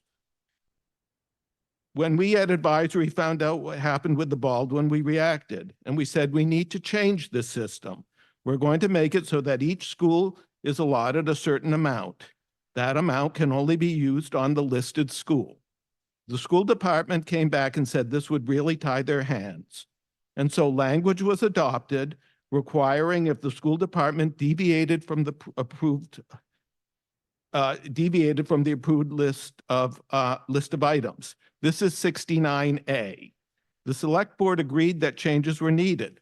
The only difference between advisory's version of 69A and the select board's version is that one requires select board approval for the schools to deviate, and the main motion, AKA the advisory motion, requires both select board and advisory approval in order to deviate. Is this a power play by the advisory committee? No, it's not. For current reserve fund transfers, approval is only required from the advisory committee. Advisory has joint approval rights on liability fund transfers and on appropriation transfers. Advisory is the finance committee. And just like with passwords on computers, sometimes a dual verification system is better than a single system. Advisory has the time to probe, and because it has 30 members used to asking financial questions, it is more likely to ask probing questions. We think requiring approval from two bodies is better than one. But what about the unauthorized work that was done on the Baldwin? That's item 69B. When the advisory capital subcommittee first discovered what had happened at the Baldwin, there were two approaches voiced as to how to handle the matter. One voice, noting the lack of authorized funds, the lack of planning, the lack of approval, the lack of use of an architect, and the lack of consultation with the Preservation Commission, suggested treating the situation the way the town would if a private homeowner made similar changes. The town would issue a cease and desist order and shut the project down. Going forward, exactly $0 should be appropriated for the Baldwin.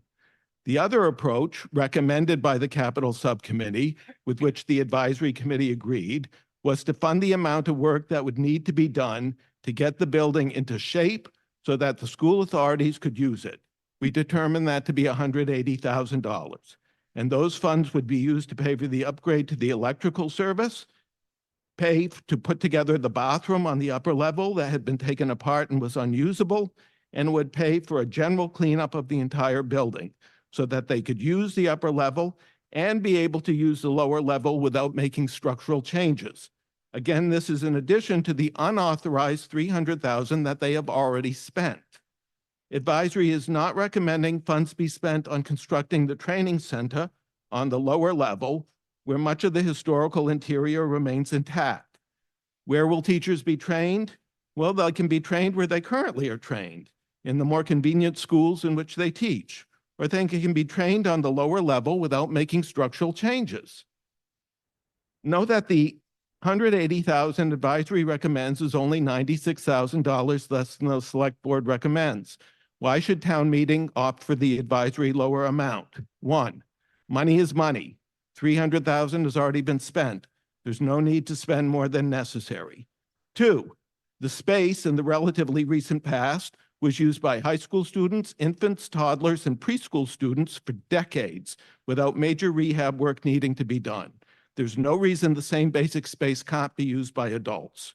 Three, the advisory proposal prevents further destruction of the historic interior. And four, it's actually unclear they need any more money. The school department's project schedule has a move-in date at Baldwin of June 12 to 14. That's in 2 weeks. That's still in fiscal 24. Other than the electrification funds, there may be no need for any additional money at all in order to let them use it. Most importantly, under the advisory budget, the school department will be required to play by the same rules as other town departments. Town meeting does not control the details of the school department operating budget, but we do control how CIP items are spent. They are detailed. Sound fiscal monitoring suggests no, requires that the school department play by the same rules and on the same level playing field as other town departments. Please support the advisory committee on this. Mr. Toffel, I'm going to recognize Mr. Toffel for a question. Hi, Mike Toffel, Town Meeting Member, Precinct 8. It seems to me we're being posed with the choice that once the school committee decides, should they decide to deviate from the plan, the school committee, an elected body, there's another elected body who's a check on that, and that is the select board. I guess the question in front of us is whether we want yet a third check by an unelected body who opposed the geothermal wells, proving to us that they're quite unrepresentative of town meeting from last night. I think the select board is sufficient. Thank you. Mr. Warren. Hi, good evening. Paul Warren for the Select Board. I am going to try to boil this down for you. You have gotten a tremendous amount of information, a lot of words. I think we're 20 minutes into speeches. First, I want to thank Carol Levin for her work on the CIP. I've been working with her for several months. We agree on many things on process, and she has actually done yeoman's work on scrutinizing the CIP, and we should thank her for that.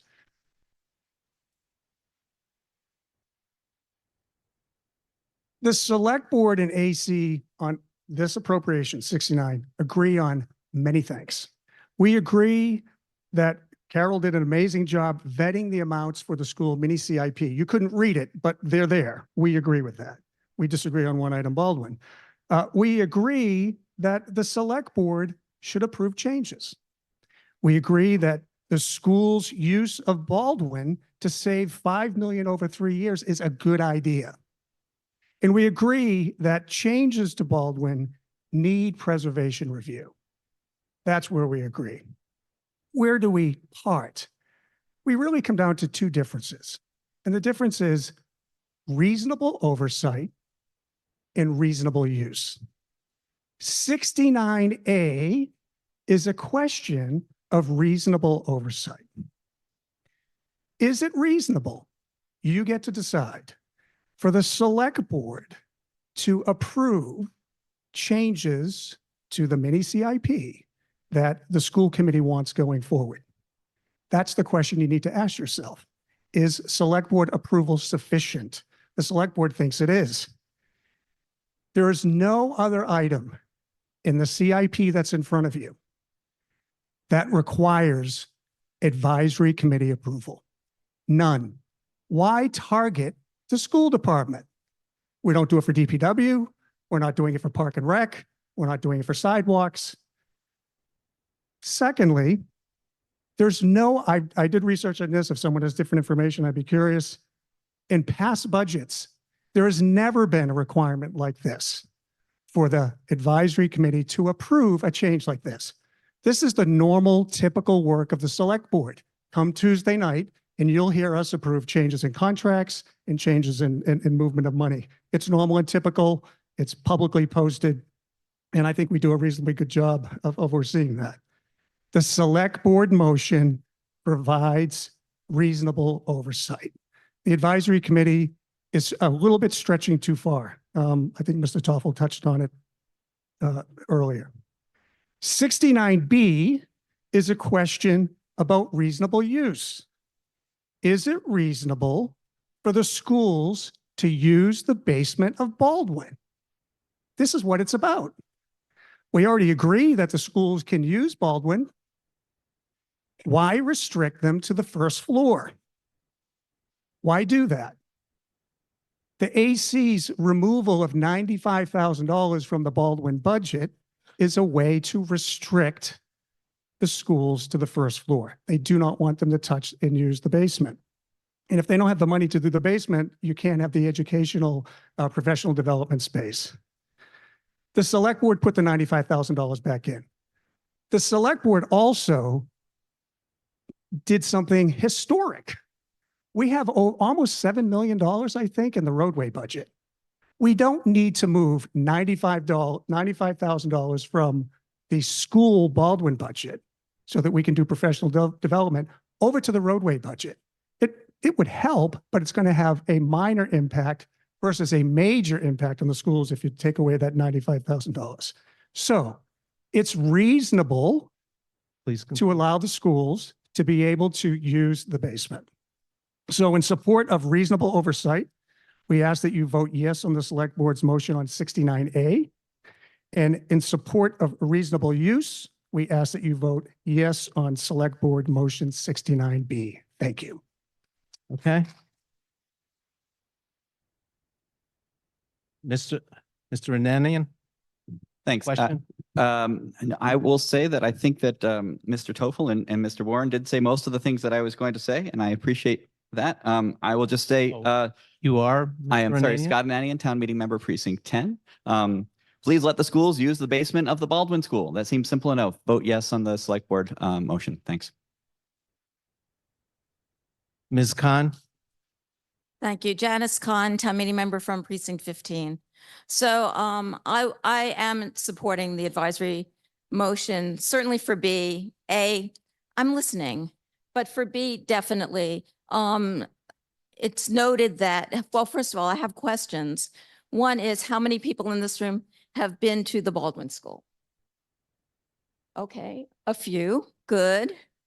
And my neighbors actually were students at the Baldwin School.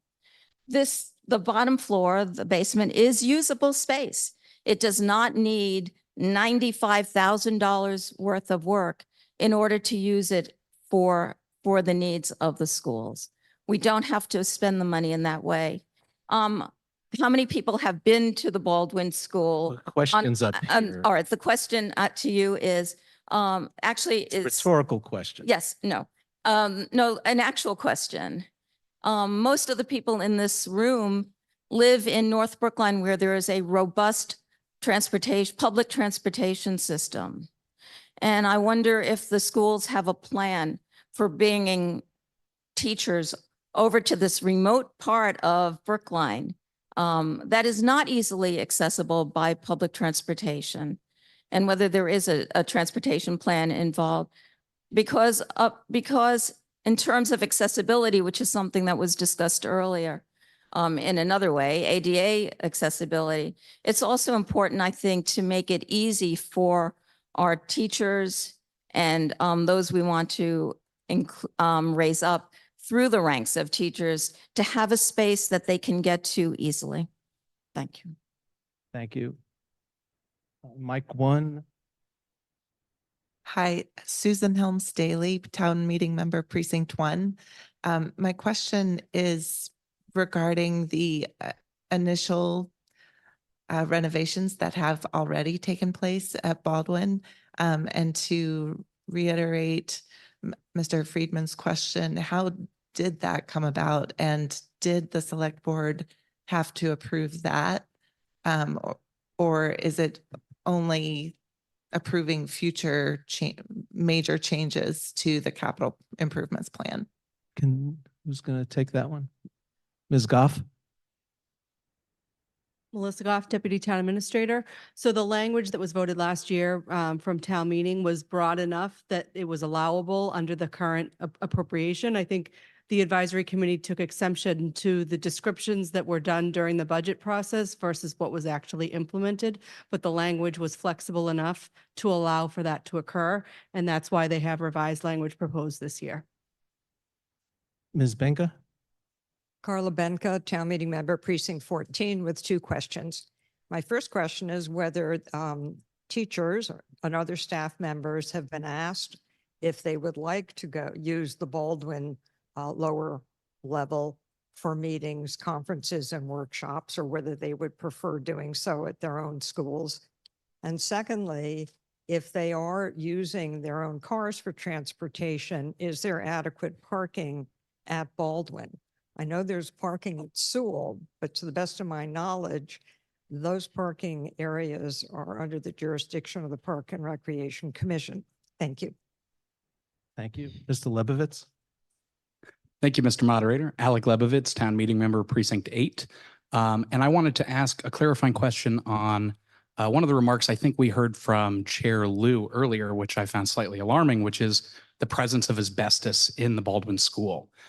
So just to clarify, does the AC motion provide funds for the removal of the asbestos as the select board motion does? Or would the asbestos remain despite the Baldwin School being reopened for some functionality? Thank you. Can someone answer that? Mr. Rodrigo? Either way, I'm Carlos You are? Udrejo. I'm Carlos Udrejo, Precinct 14, and a registered architect. Either way, the asbestos is going to be encapsulated, which means that it stays in place and it's covered with a different material protecting it. Removing the asbestos actually creates more of a hazard than encapsulating when it's in floor tiling. When it's in a different fashion, like for example, insulation, it's better to remove the asbestos. Mr. Klein? Jonathan Klein, Town Meeting Member, Precinct 17. Mr. Moderator, is it in order to call the question on this discussion regarding these two items? I believe it is, and Then I will do so. take that motion. Thank Excuse me, Mr. Moderator, I didn't hear an answer to my two questions. you. Yep, you're absolutely right. And one was about adequacy of parking, and the other was Whether teachers have been consulted as to whether they want to go to Baldwin Right. for their workshops or whether they would prefer staying in their own schools. Can someone answer that question, those questions? Someone from the school committee? Well, we raised it with the school committee and we raised it with the school committee and we were told that they were restriping the parking lot for 20 spaces. Well, I prefer to hear from the school committee.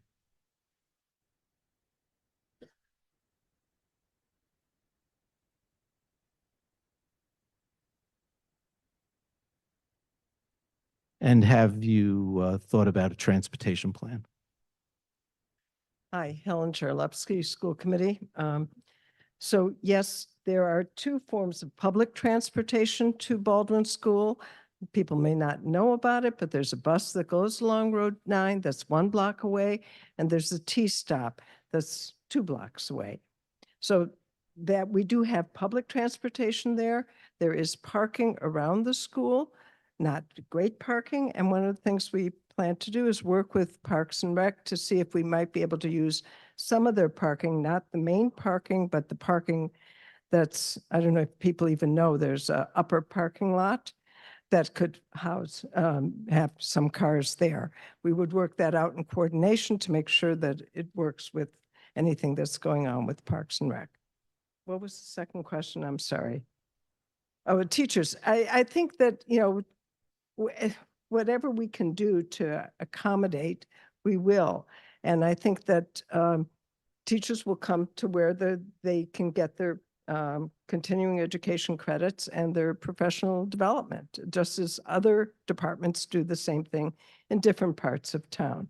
We use, I think some of the police department has used Newbury. I'm not sure they ask the policemen if they want to go to Newbury or not. I mean, it's the same sort of question. I'm not sure what else I can say about that. Okay, the question has been called. And I hear it seconded by Mr. Warren. So this is a question to terminate debate. On the speakers list is Mr. Rodrejo and Ms. Murphy from the advisory committee. A yes will terminate debate, no will not, and needs a 2/3 vote. Go ahead.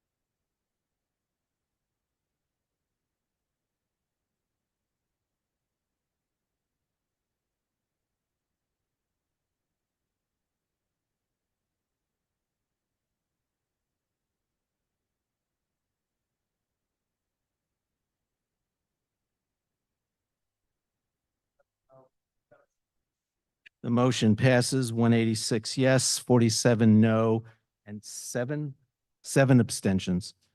Okay, now we proceed to 2 votes. The first vote is on A. Can you show the PDF with A? And it's the difference in language. The select board removes the advisory committee approving it, but has notification. A yes.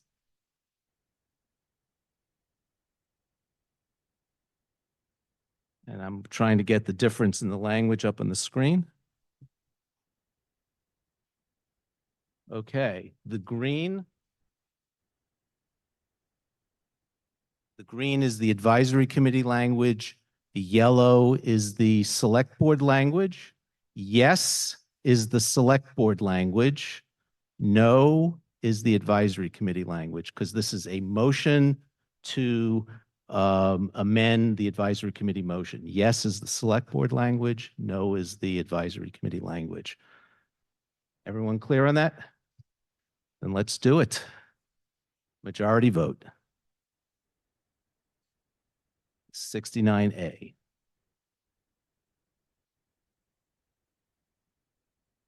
(69B) and 48.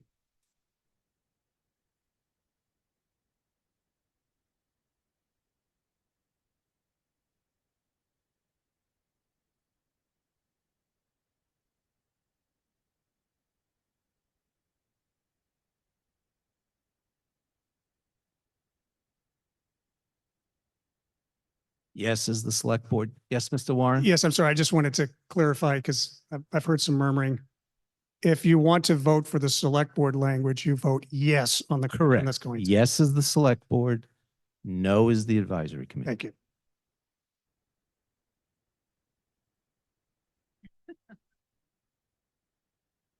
Technically, I hate to put it that way because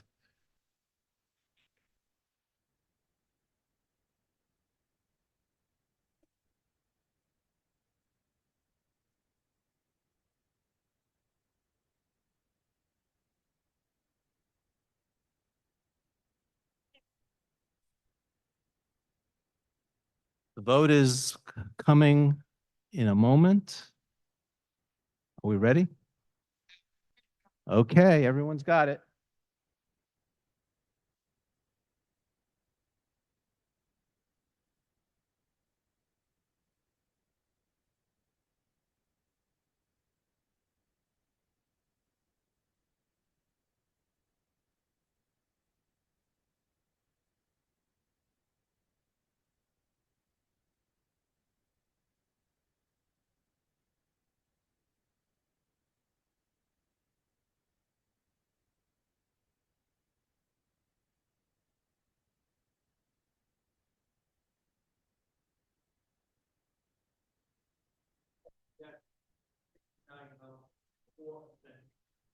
Motion passes 170 yes, 69 no, 4 abstentions. So the select board's motion is adopted. Now moving on to 69B, if you can bring up the next slide. Now 69B and 48, which is on page 1061. And there's actually a Scrivener's error on 1061. The amount should be 6,847,688. That's for the rehab of streets. So the reason they're linked is because if you allocate more money to Baldwin, the advisory committee allocated an amount of money to Baldwin and then shifted the difference to the rehabilitation of streets. So if you accept the select board motion, which makes the Baldwin allocation higher, it makes the streets allocation lower by the exact same amount, so the budget remains in balance. So you're voting on, so in effect, you're voting on, do we give the money to Baldwin or do we give the money to the streets?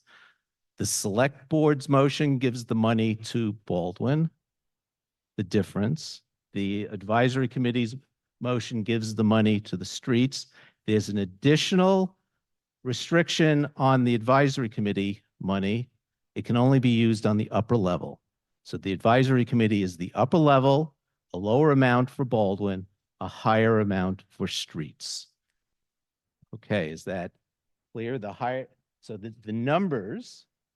Point of order, Yes. Mr. Moderator. Anthony Buono, Town Meeting Please. Member, Precinct 17. So just to be clear, a vote yes is for the select board's motion and Correct. vote no. Okay, so voting yes is for the select board motion, the money going to the school, correct?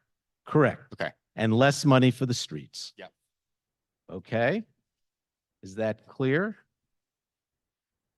So no is the advisory? Yes is for the select board's motion to give more money to Baldwin and less money to the streets. And no gives gives less money to Baldwin and more money to the streets. We got it? Okay. Let's drop the vote. So this is 69 and 69B and 48. They're linked together.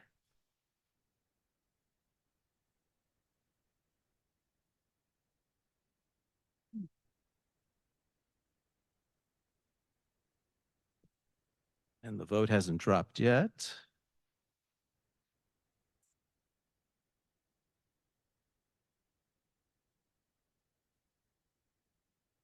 Okay, the vote is dropped.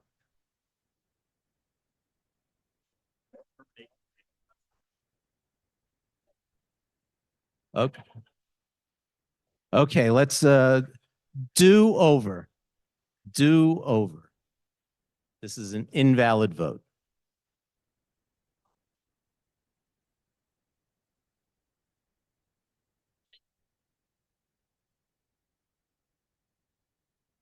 Dave is turning all red.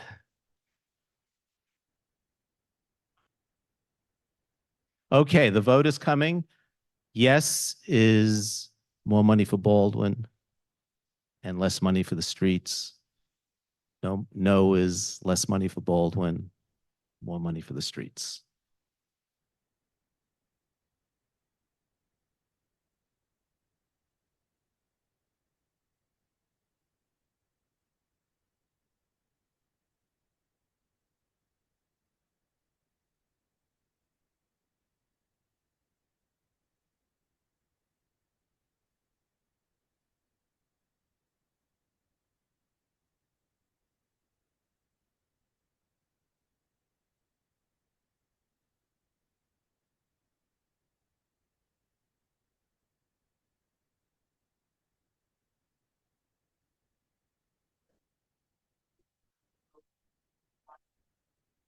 Motion passes, select board motion passes 152 yes, 87 no, 5 abstentions.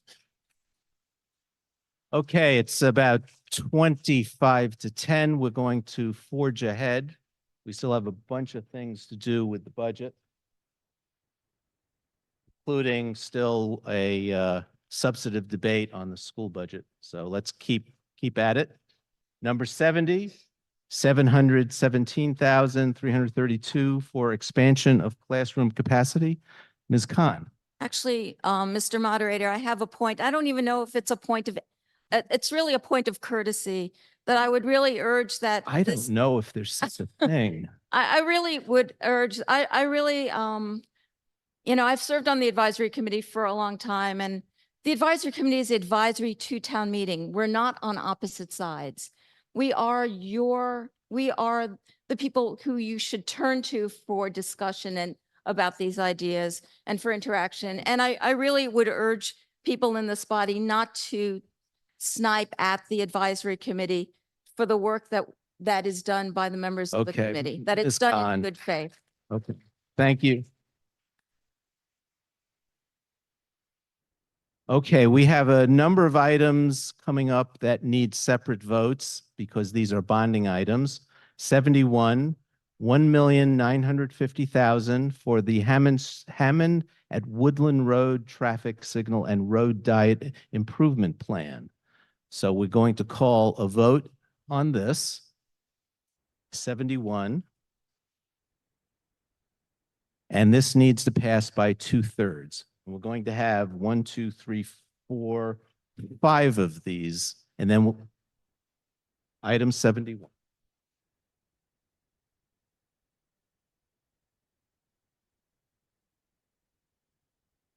And then 72, 3, 4, and 5. Mr. Moderator, Franco. Are we going to vote on number 70? No, that doesn't need a 2/3. That'll be incorporated into the big omnibus vote. So we vote separately on the bonding ones. Bonding and where we have differences between the advisory and select board, or there's motions from town meeting members. It's coming.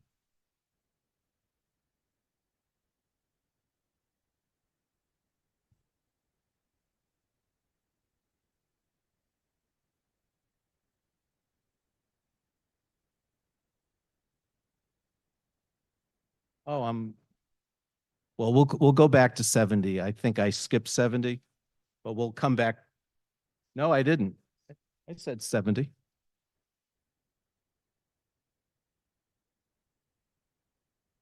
The vote has dropped.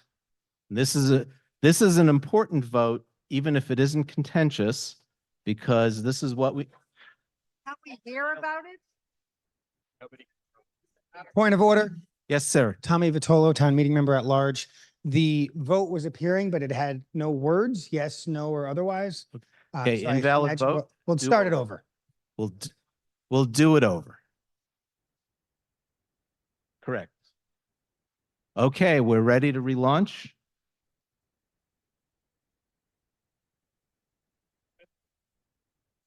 Yes is to approve the bonding. No is to not approve it. And it's bonding for the Hammond Street at Woodland Road traffic signal road diet improvements, $1.95 million. Needs a 2/3 vote.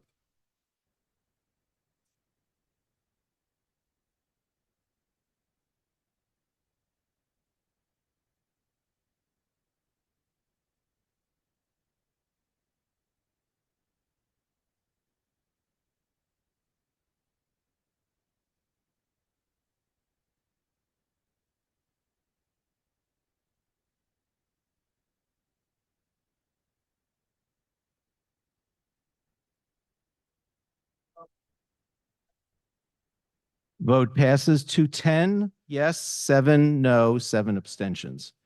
Okay, that's item 71. We have a few more of these. 72 is $3 million for wastewater system improvements. This too requires a 2/3 vote. It's a bonding whenever you're ready, unless there are questions. And I see none. Drop it. Okay, yes is to approve $3 million for wastewater system improvements and borrow via bonds. 2/3 is required.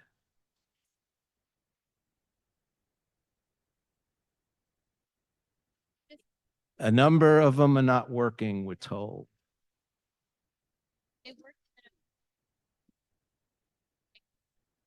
Yeah, you can go to IT in the back. Okay, I think the poll just stopped.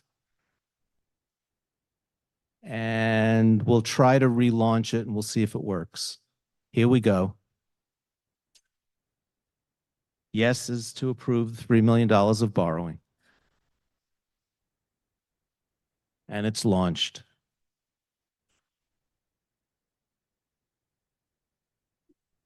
And set up 73 next.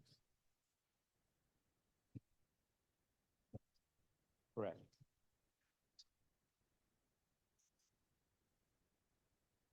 '73.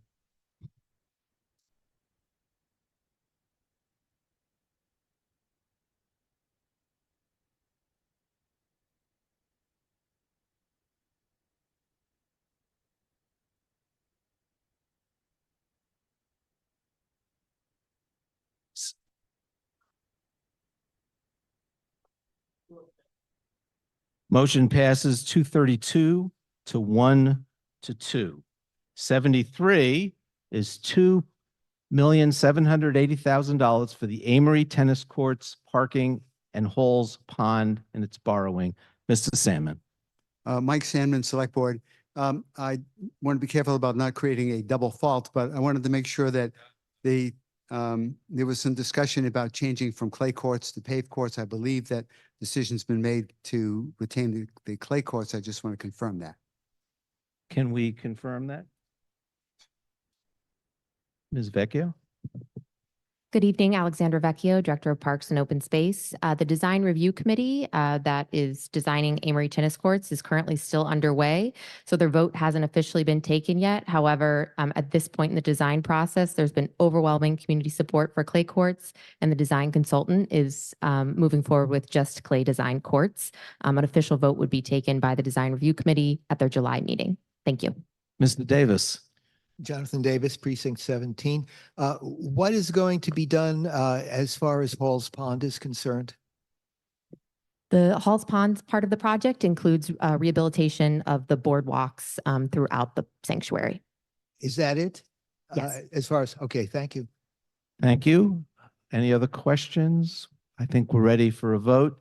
This is a vote to approve the $2.78 million borrowing for the renovation of Amory Tennis Courts, parking, and Halls Pond. This is a bonding vote that requires a 2/3 vote. Whenever you're ready. Yes is to approve it.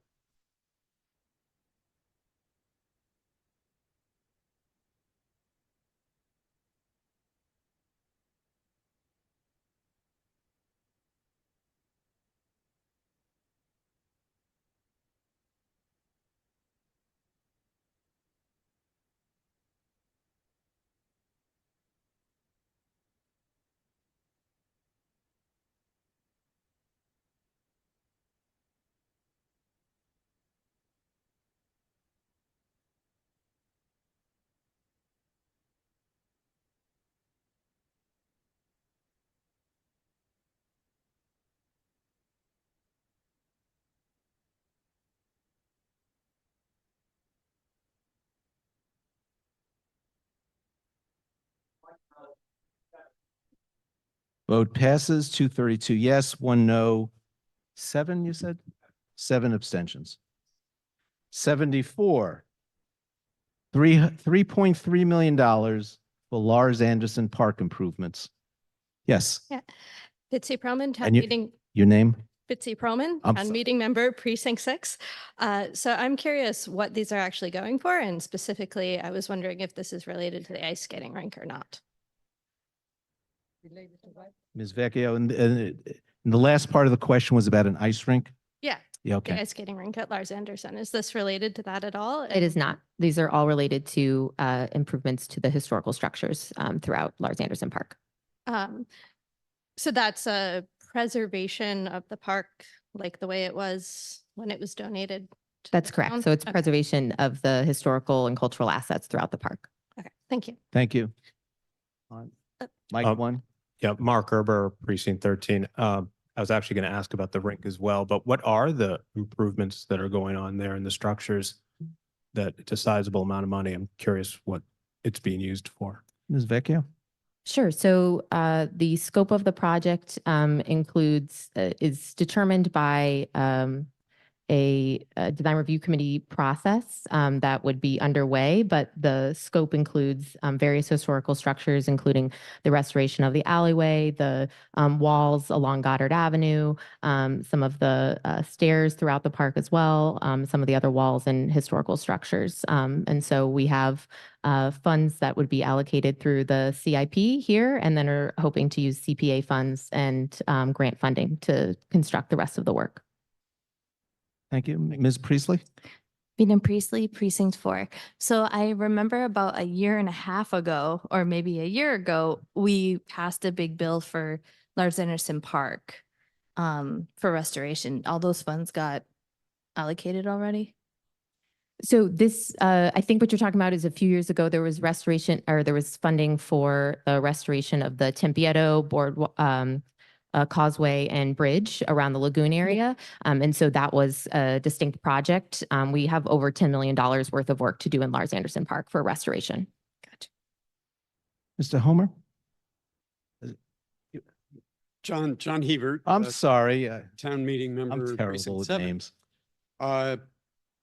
So I'm curious about the $15 million figure that the park apparently needs over the next 10 years. And I would like to know how it is that we allowed such a treasure to the town of Brookline to become in such disrepair that it needed that much work. So I will say that a number of years ago, there was a strategic master plan that was completed for all of Lars Anderson Park to look at all of the needs. It's and to determine what the prioritization of repair for those needs was.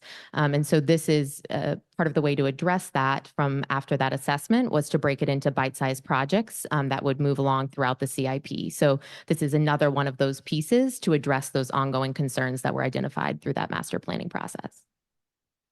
Thank you. Are we ready for a vote? This is item 64, $3.3 million. 74, sorry, it's getting late, for improvements at Lars Anderson Park. This is a bonding vote. Yes is to approve the bonding. No is to not approve it. Whenever you're ready.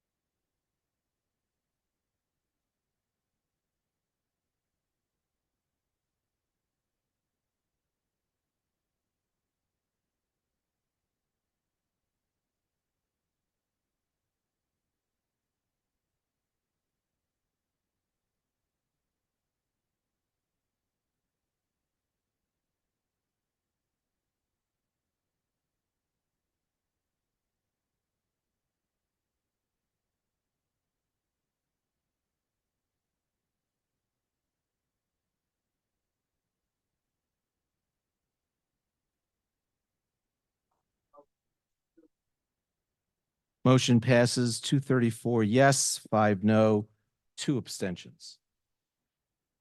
Last up, 75, $600,000 for golf course improvements. Mr. Bowman?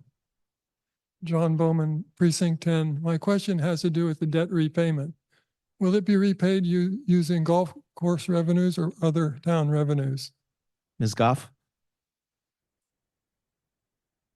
Melissa Goff, Deputy Town Administrator. This is a bond coming from the Gulf Enterprise Fund. So the Enterprise Fund will be repaying the debt schedule for the bond. Good question. Thank you. Okay, I think we're ready for a vote on item 75, $600,000 for golf course improvements. Yes, approves the bonding. No, does not.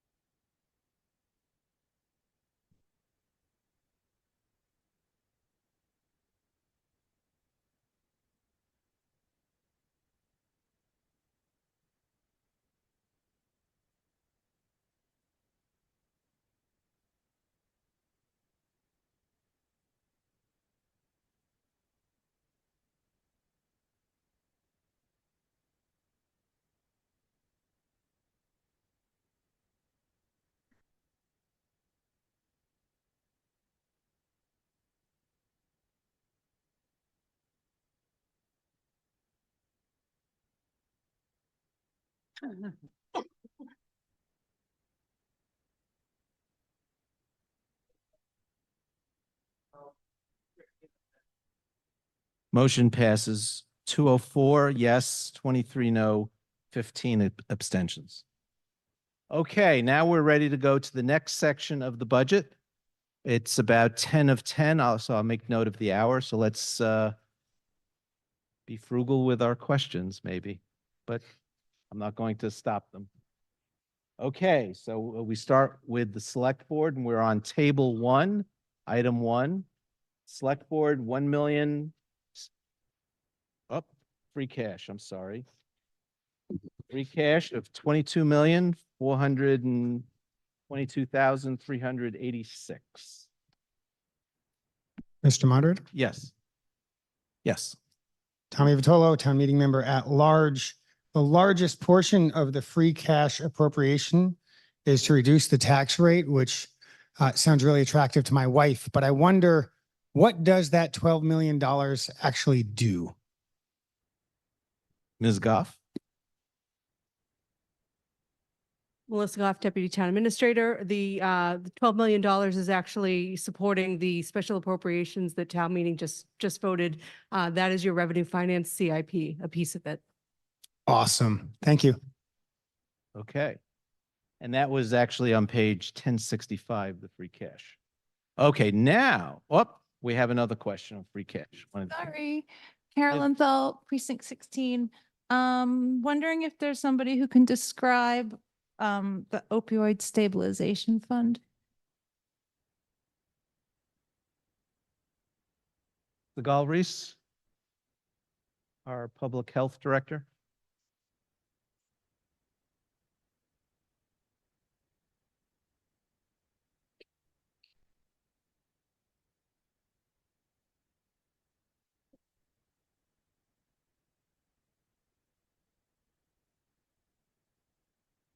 Thank you, Mr. Moderator. Sigal Reese, Director of Public Health and Human Services. So the town is participating in a national opioid settlement fund. And so we have received allocations over last year, maybe 2 years. We voted last year to create the stabilization fund. You will see probably in next year's budget where we start to expend the funds on, there's a specific abatement restriction suspended on things like harm reduction, prevention, treatment. So we hope to come to you next year with a budget to start spending that money. Thank you. Okay, now we are ready to get into the departmental budgets. First one up is the select board, 1,060,758. Mr. Toffel? Mike Toffel, town meeting member, precinct 8. Can I ask a question about the revenue line above the department budget? We don't have any authority over revenue, but can I suggest we do? I suggest we don't. So I guess I'll ask it about the select board budget then. Yes. So the select board has at its discretion the pilot policy. Town meeting passed a few years ago a resolution calling for a moderators committee on which I served, as did our finance director and several other town meeting members, to look at the pilot program and its implementation. We filed our report back in April, noting with the potential to increase revenues by as much as $2 million. And I'm wondering when the select board might consider the recommendations that we worked hard to propose. Thank you. That was, you formulated the question in a way that I would accept it. Thank you. Thank you. And who wants to answer the question?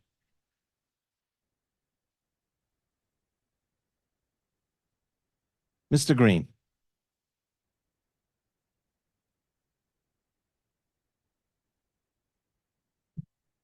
We've received the report and have asked. You are Mr. Oh, Green? I'm sorry. Who am I? Let's see. Bernard Green, Chair of the Select Board. I thought I was so notorious that I didn't have to do that, but yes, we received the report and the finance director, I assume, is implementing it. The idea that there are $12 million available or $2 million available as a result of nonprofits that have not paid into the pilot program is not something that I think is money that would be anywhere near the bank. Those nonprofits, many of whom do not have the cash flow to do or to provide pilots. This is a voluntary program, and while we should try to get more nonprofits to participate, the idea that that's going to result in much more than a few additional agreements with a small amount of money is not something that we think is going to happen. But the finance director is working on that. Thank you. Next item is human resources, $666,689. Information technology, $2,432,761. Diversity, inclusion, and community relations, $427,790. The finance department, $3,591,363. Legal services, $1,198,619. Mr. Davis? Jonathan Davis, Precinct 17. This is sort of calling something maybe to the attention of perhaps the legal department, and it's really in the form of a question. There was reported, I believe today or yesterday, in the Brookline News that a long existing mural on a wall at the corner of Thorndike and Harvard Streets by Anis Takaria, one of several murals that have been gracing walls in the Coolidge Corner area, that was painted over, apparently on the order of the owner of the property. And my question for the legal department, and I understand that this is something that has just come up, but maybe to get them to start thinking about it, is what mechanisms might there be in the town to either preserve those murals or to have some sort of a delay along the lines of perhaps delays for noteworthy buildings and demolition of buildings, so that these other murals perhaps can be preserved. Thank you. I don't know if that's a legal question, but Mr. Carey will attempt an answer. Hi, Ches Carey, Town Administrator. Thank you for that question. That really was a shame to lose that mural. It was defaced by graffiti and a decision was made by the owner to remove it as opposed to repair it. We've been in great detail with the planning department and with economic development about just that issue, how we can preserve public art going forward and how we can ensure that it is protected in other ways. For example, putting public art on metal siding as opposed to directly on the walls so that it can be removed and repaired rather than painted over in such events. We want to be mindful of the rights of artists. Artists do have certain inherent rights under the law that we want to be respectful of, and we want to be able to make sure that they're aware of those rights. we're doing comprehensive work to ensure that public art remains in the public sphere because it really is a public good. So thank you for flagging that. We are working hard to ensure that in the future, public art is entitled to the maximum protection because it really does provide a public benefit. Thank you. Thank you. Next item is the advisory committee, 30,916. I'll note this is the smallest budget, but I think it is the biggest bang for the buck. Town clerk, $1,322,376. Mr. Vitolo. Tommy Vitolo, town meeting member at large. Mr. Moderator, I understand that Bradford Kimball of Precinct 1 is the youngest representative town meeting member in Brookline history. Give us a wave.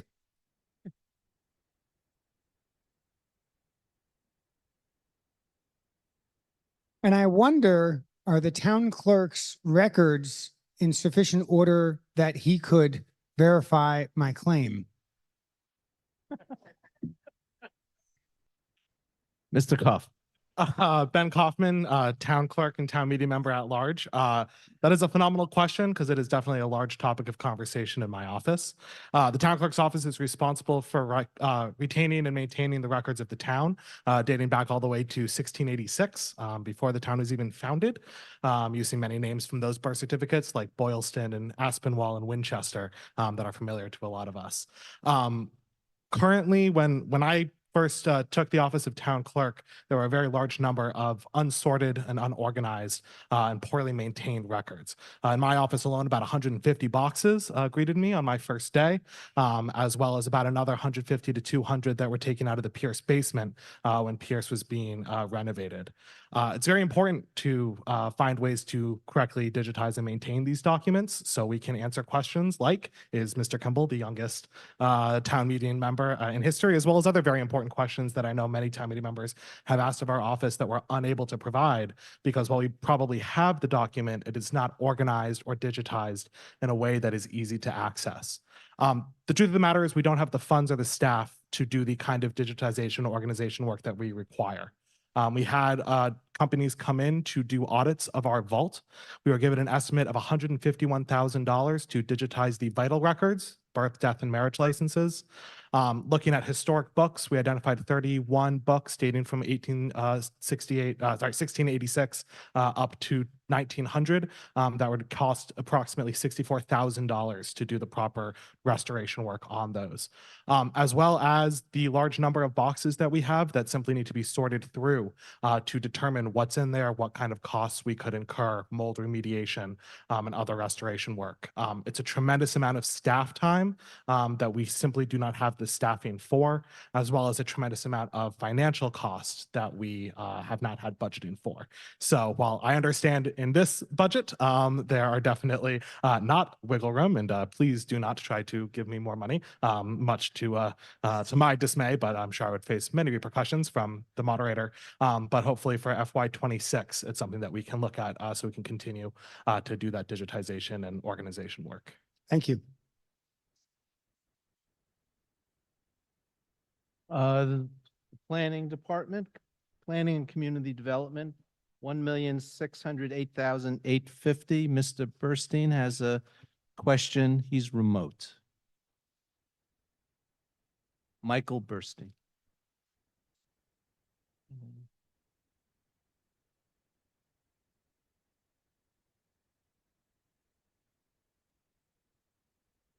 Thank you, Mr. Moderator. Michael Burstein, Precinct 12. I have a question that is prompted by the closing of one of Brookline's stores just 2 months ago. It was reported in Brookline News by Sam Mintz, for those who are not aware, that the New England Comics store in Coolidge Corner closed back in March after 35 years of being in Brookline. This is a shop that I know is of interest to your assistant moderator and to many other people in town. I myself was a regular customer there for 29 years. This type of store is sort of a destination location. It's the kind of place that brings people into town. It brings a demographic that also goes to places like Eureka, Brookline Booksmith, and it is a sad loss. And I noticed in the article that was written that Mr. Mintz mentioned that we'd also lost a recent restaurant, I think Parkour, if I remember correctly. And I think about how Coolidge Corner also, for ever since I think 2019, the Waldo Durgan buildings have been sitting there. A very popular newsstand was closed down, a popular restaurant was closed down, and I wonder what does the town have as their general plan to try to keep up a good economic base of places like this. When it was announced that the New England Comics was going to close, I actually reached out to town government, and as I expected, there was nothing that anybody could do. And I was just wondering, do we have any sort of standard plan to try to keep our stores, supported and occupied so that we can bring a customer base into town and keep, help our tax base. Thank you. Okay. Maybe we'll have an answer.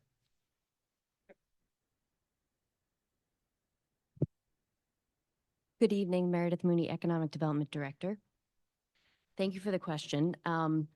In terms of, this is a very exciting time for the Economic Development Division. We're in the fortunate position where we have funding allocated by the Select Board to support several commercial area vibrancy initiatives funded through the American Rescue Plan Act funds.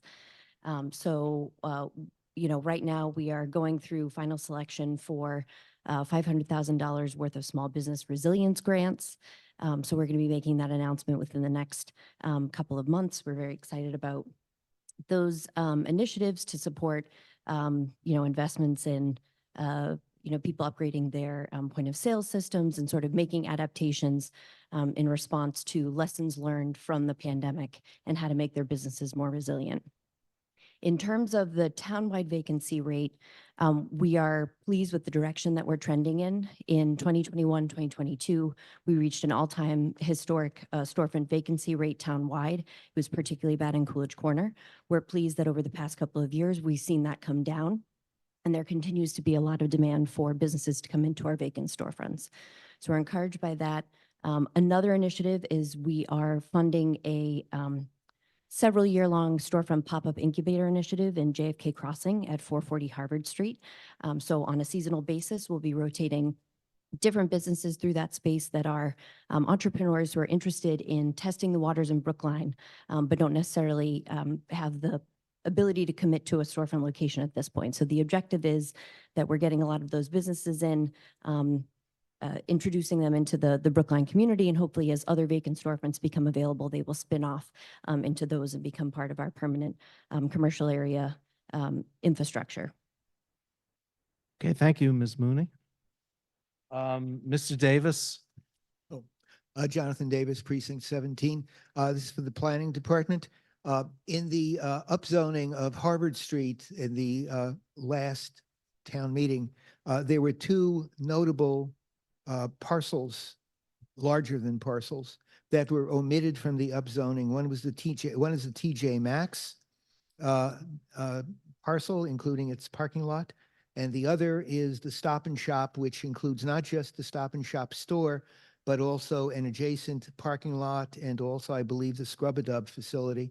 And I'm wondering, since those two large parcels were excluded from the upzoning, what are the plans and what is for extending the upzoning to those parcels now or to either one of the parcels?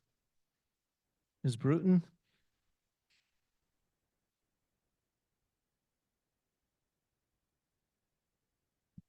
Good evening. My name is Kara Bruton. I'm the Director of Planning and Community Development. As Mr. Davis talked about, there was much discussion over parcels that were excluded or not excluded as part of last fall's MBTA zoning.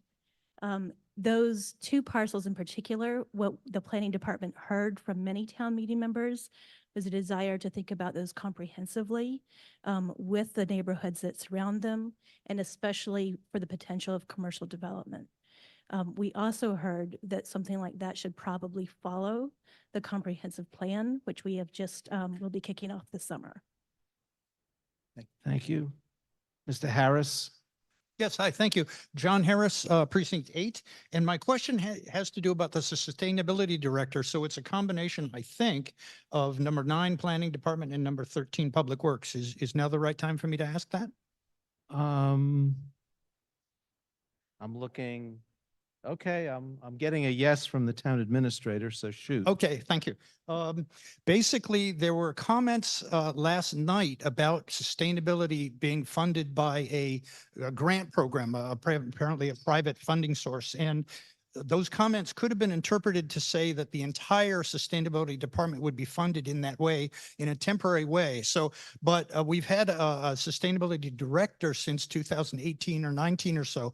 And I do see a significant reduction on number 9, Planning Department, and then a significant increase in Public Works Administration. And I wonder if that hopefully correctly indicates a transfer of the sustainability director to DPW, and that in fact the director itself would be a permanent position, and then the number 2 and number 3. Number 2, I think contract, subject to the grant, temporary, and number 3 employee subject to the grant as well. Mr. Carey? Chaz Carey, Town Administrator. Thanks for the question. So half right there. Yes, the Sustainability Director position is moving, and so that position is permanent and being funded. The grant is not specifically for those 2 positions. The grant is for sustainability at large. The other, I believe the Commissioner, Aaron Schutz, sent around an email to town meeting members just before town meeting because of that conversation to clarify certain issues on this.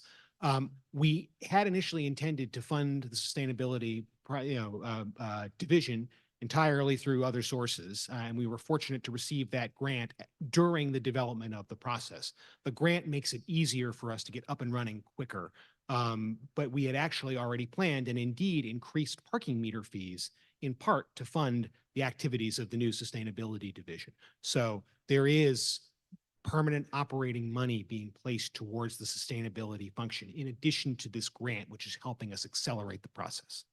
So, sorry, just to clarify, again, am I correct in thinking that the sustainability director, that one position, is permanently funded, and that the number 2 and number 3, what it was that the number 2 would be, I think, a grant writer position, and the number 3 would be a public facing community interaction person. And is that still in the works? Those are still in the works. Those positions are evolving as we write the job descriptions. Now that we have a director, we're developing with her the job descriptions to ensure that they're complementary to the skill set and that they reflect the needs of the division as she's building it. So yes, thank you.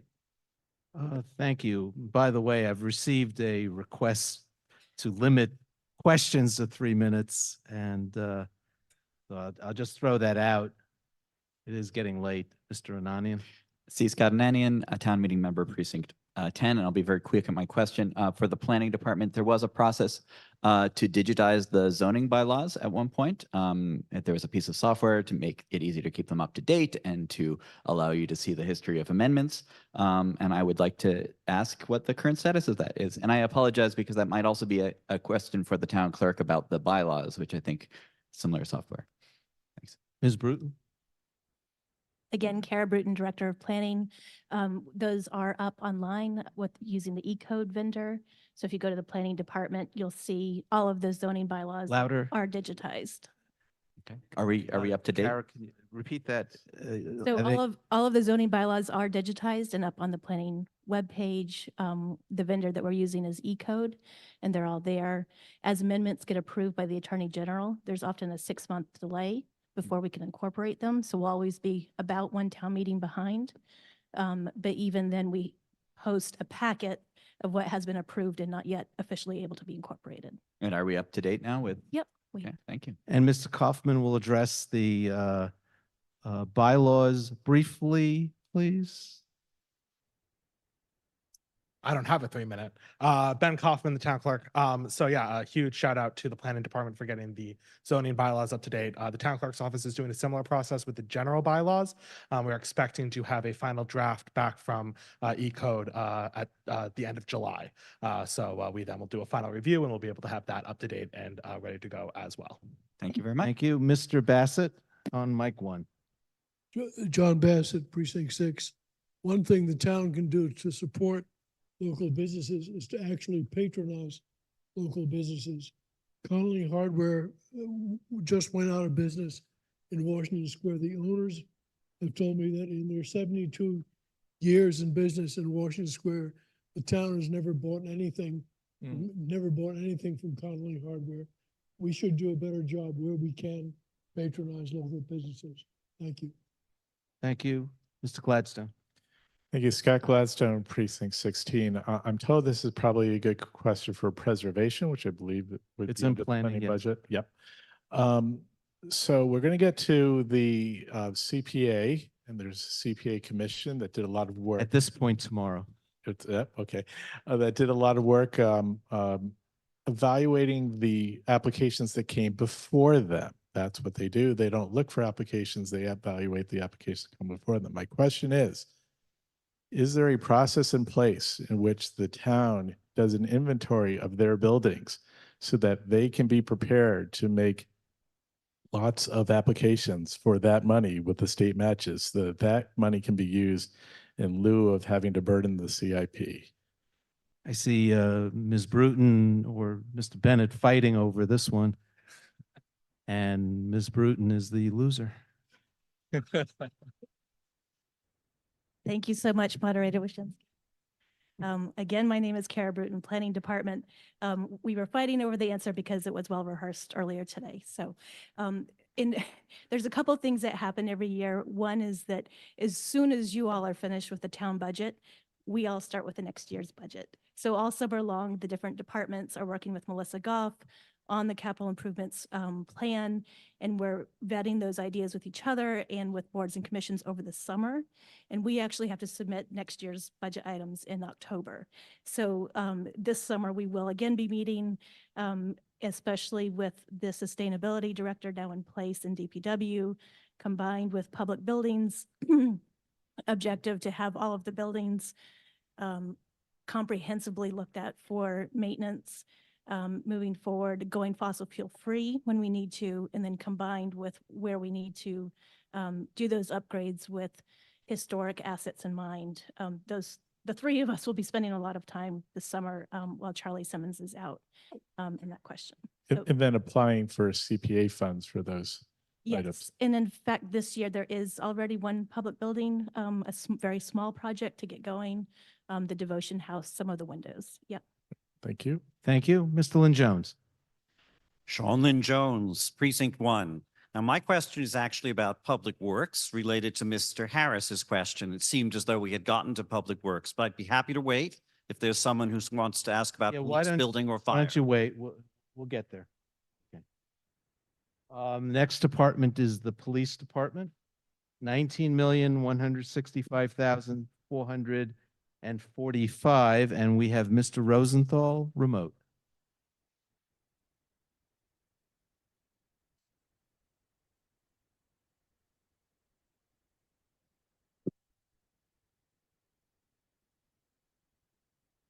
And you have 3 minutes. I'm unmuted. Yep, go right ahead. After 4 years, still having trouble finding the unmute button. Marty Rosenthal, Precinct 9.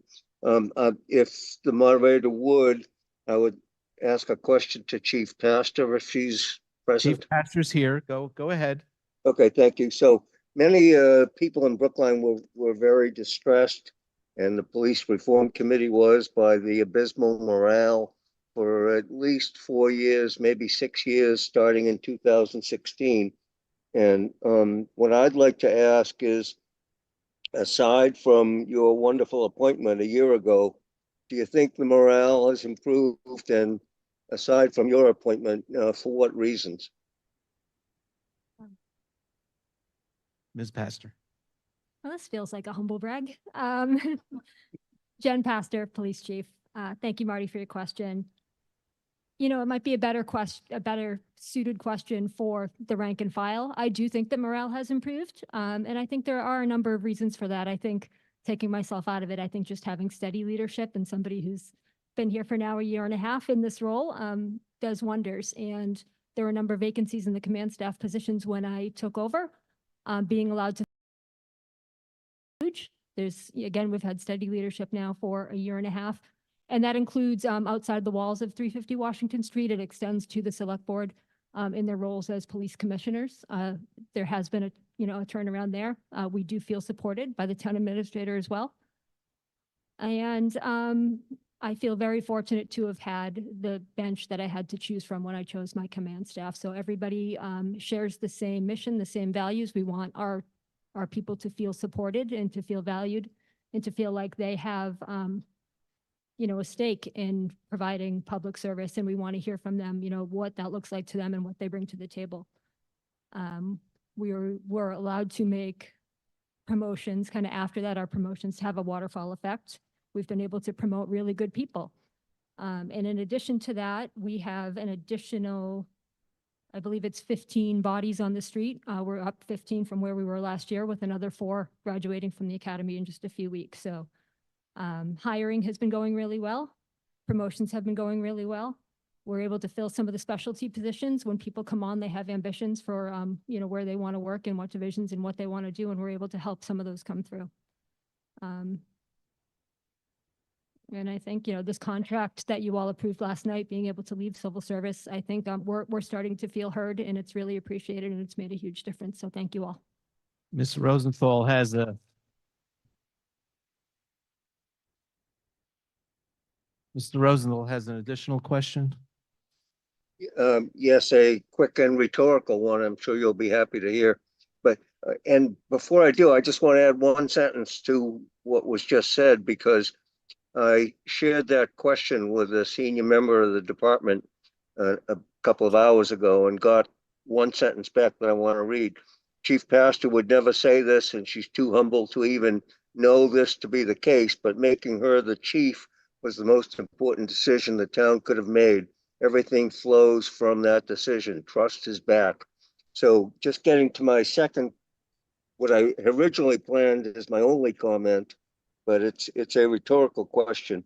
And it's to the select board and the chief and PCAC.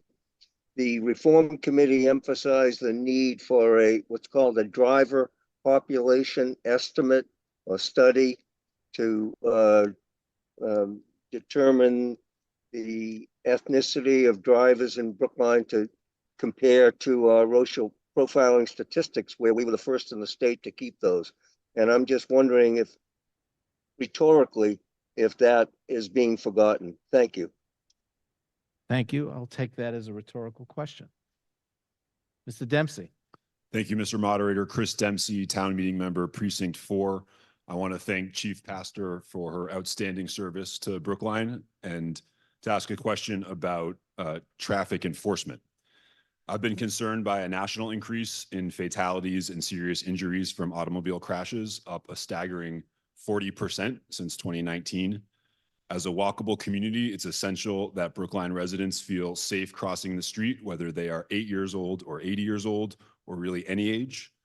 And improved street design is the most important way to address this. And we've already voted tonight as a body on some important street design improvements, but traffic enforcement also plays a role. My own anecdotal observation is that antisocial and dangerous driving is on the rise since COVID, but it would be good to have more data. Would the chief be available to share statistics on the number of moving violations issued by Brookline PD in 2019 versus 2023? Chief. Okay. Thank you for your question.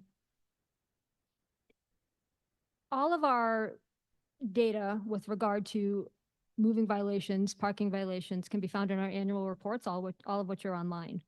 Last year, I can say that an indicator of morale is the level of police activity and what our officers are doing. So last year, our calls for service were down slightly, but all other indicators of police activity were up. So arrests were up about 78%. field interviews, people initiating contact on the street were up 229%. Our parking tickets were up 38%, or about $1 million. And our moving violations last year were up from the year before, about 8%. And so what we see now is, again, feeling supported. Our officers want to get out there. They want to make proactive stops.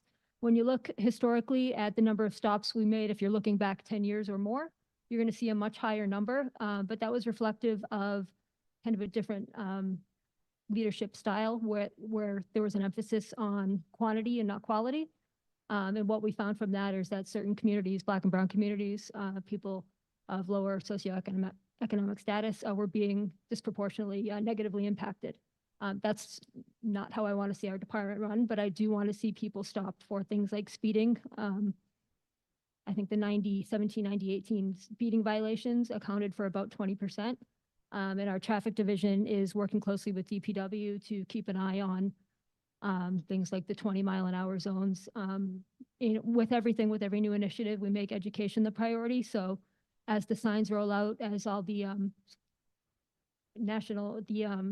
Governor Highway Safety Bureau initiatives come out, the officers will go out and they'll focus on education. They'll pull people over, educate them about new laws or what the campaigns are that we're supporting, whether it's, click it or ticket, texting while driving, the OUI car, things like speeding and pedestrian safety and crosswalks.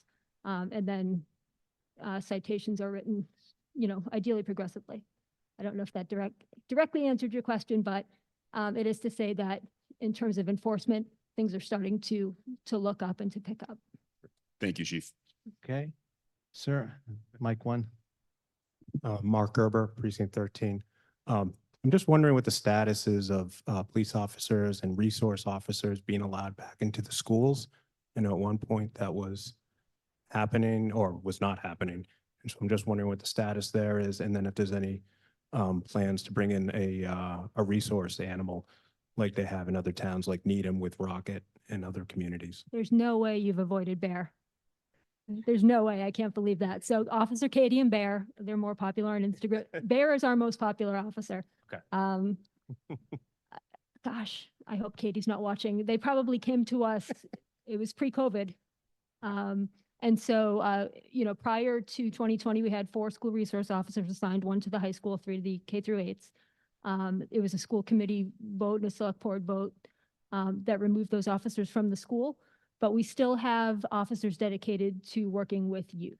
They're youth liaison officers. They're not in the schools teaching classes anymore, but more than, we had more calls for mental health response last year, almost double the amount of calls for mental health needs as when you compare it to the number of calls we have for traffic crashes. Our kids need us. And so we're just finding different ways to give them the support that they need. Officer Katie still works with Bear. She goes, she's in court a lot. She's with kids as they're being interviewed and adults as well, when sensitive subjects are involved.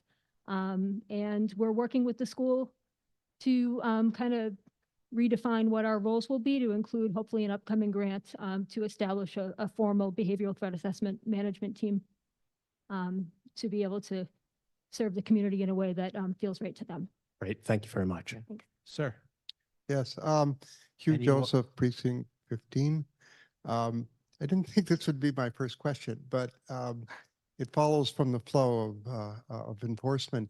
I was surprised about a week and a half ago to see a sign that the speed limit on my street, Hammond, was 25 miles an hour. Well, it's been 35 forever. I've been there 3 decades.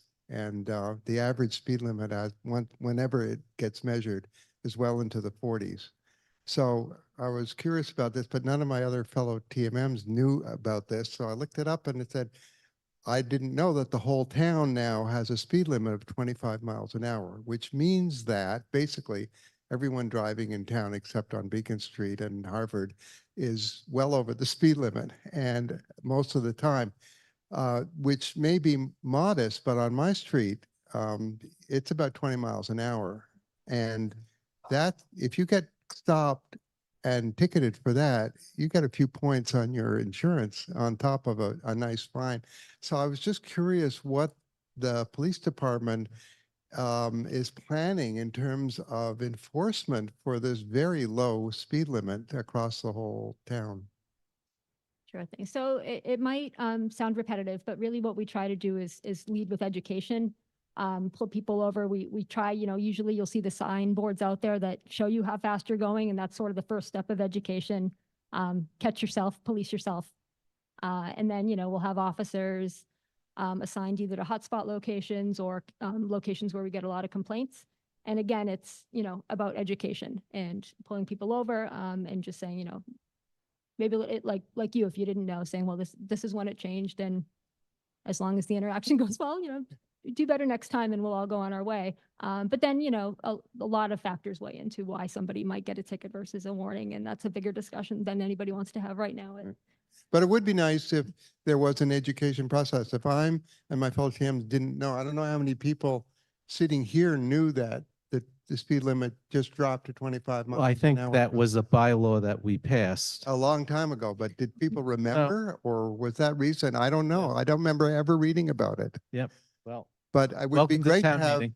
an information promotional thing to let everybody know now that this change has occurred. I'll bring that to my crack social media team, but also you'll see some signs rolling out as well. There'll be a lot more signage over town, all over town in the next year or so. Thank you. Ms. Friedman. Hi, thanks. Wendy Friedman, Precinct 5. This is actually a follow-up to Chris's question about sort of enforcement. One of the, and safety to pedestrians and being the walkable town that we are, one of the most dangerous places in our town for pedestrians is crossing Route 9, Boylston Street at any of the crossings. And I know that it's often said that that's sort of outside of the purview of the town because it's a state road. So I'm curious how your department works with state troopers or officers or whatever they're referred to be able to, ticket when people are taking right turns on red when they're not supposed to, which happens very frequently when it's an all stop, and pedestrians are all over the place. And also just, speeding violations on Route 9. Yeah, sure. It's a good question. There is some confusion, understandably, about Route 9. It is a state road. However, we have an MOU with the state police that basically says, we will handle Route 9, where the state police, you might see them, handling crashes at rotaries. But we handle the crashes on Route 9, and the upside of that for some of the officers who enjoy detail work is that we also get the details on Route 9. But you'll see, especially when school's in session, we have 33 school traffic post locations. A couple of them are on Route 9. We try to put officers, during those times where we actually want people to cross in order to, increase safety that way, kind of through design. But yeah, our officers are expected to conduct the enforcement on Route 9. Thanks. Hi, Ms. Priestley. Vina Priestley, Precinct 4. 2 questions. One follow-up with that. So on Route 9, where Pearl Street is, that left turn from Walnut to take a left up Boylston, the lights are off, so the kids cross the street with the walk sign, but you have to take a left. Okay. Obviously, you yield to pedestrians, but that's a little off, so just being aware. Second question is regards to the high school epidemic with the vaping. And I know that the police haven't been here and they used to be more involved in coming into the high school. Is there any plans to educate the kids, especially the high schoolers on vaping and DARE and all that, since it's been a really bad marijuana issue with that here? So we are always open to ideas. If you need a program and you're willing to come to the police station, we can teach it, or we can find people that will teach it. And I would love to brainstorm on ways that we could collaborate to bring something like that to the community. We do from time to time host parent nights, informational nights. We had the DEA, I think, back in the fall to present on exactly that, vaping, and also the dangers of prescription drugs in the household, and kids sharing. I mean, in the high school, they used to So have- that would be, we could do that by invitation of the schools. Okay. Yeah, and we collaborate as well. I'm staring at Sigal having this conversation, and we collaborate all the time on education efforts around drug use.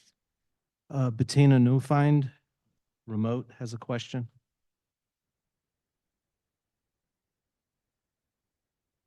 N-E-U-E. Bettina, B-E-T. Neil?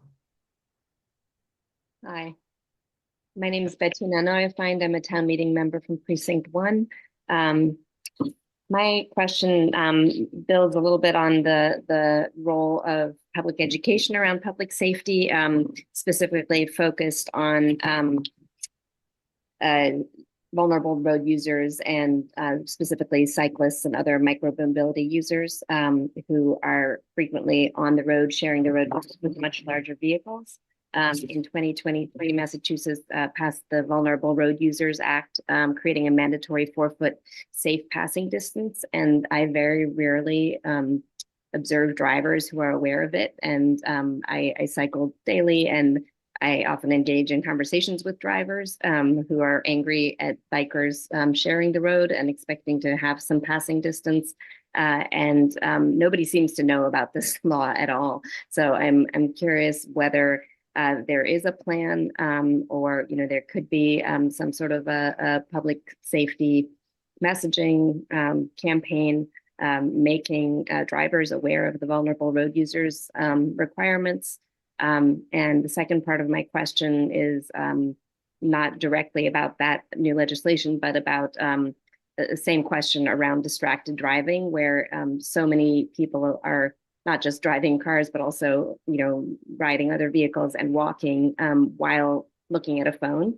That very few road users are actually paying attention, to the people they're sharing the road or the sidewalk with. And that seems to me also to be just a real a public safety epidemic that seems to be increasing accident rates. And I wonder if there is some sort of a campaign, at the town level that has been discussed around that.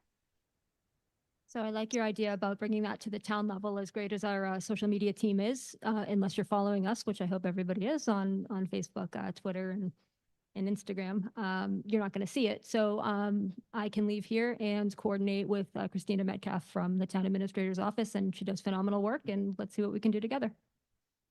I have one more remote question before we'll go to you, Mr. Weintraub. Lee Birnbaum, question for the chief. It's remote. Hello, Lee Birnbaum, town meeting member, precinct 9.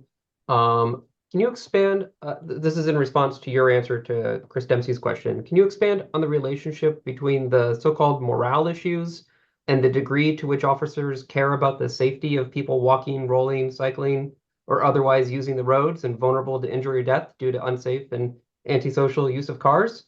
I have a follow-up after that.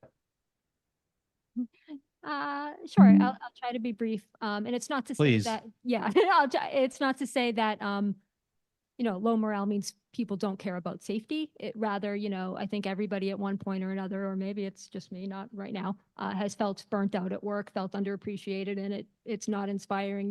It's not inspiring you to come in every day and do your best work. That's just reality. I think when people feel better, they take pride in their work and they're eager to get out there and do their best work. And, enforcement is part of that.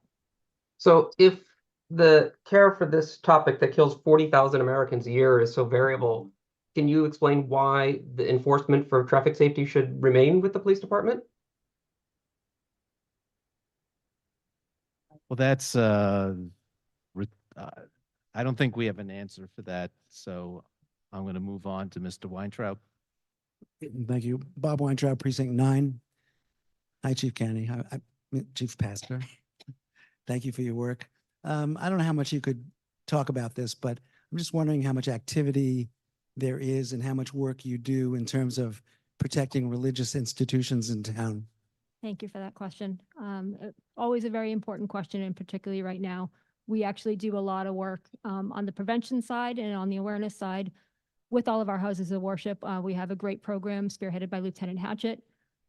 She initiated it with Officer Muse from the training division while she was working in that division. She's since moved on to the court, but is so passionate about that work that she's kept it.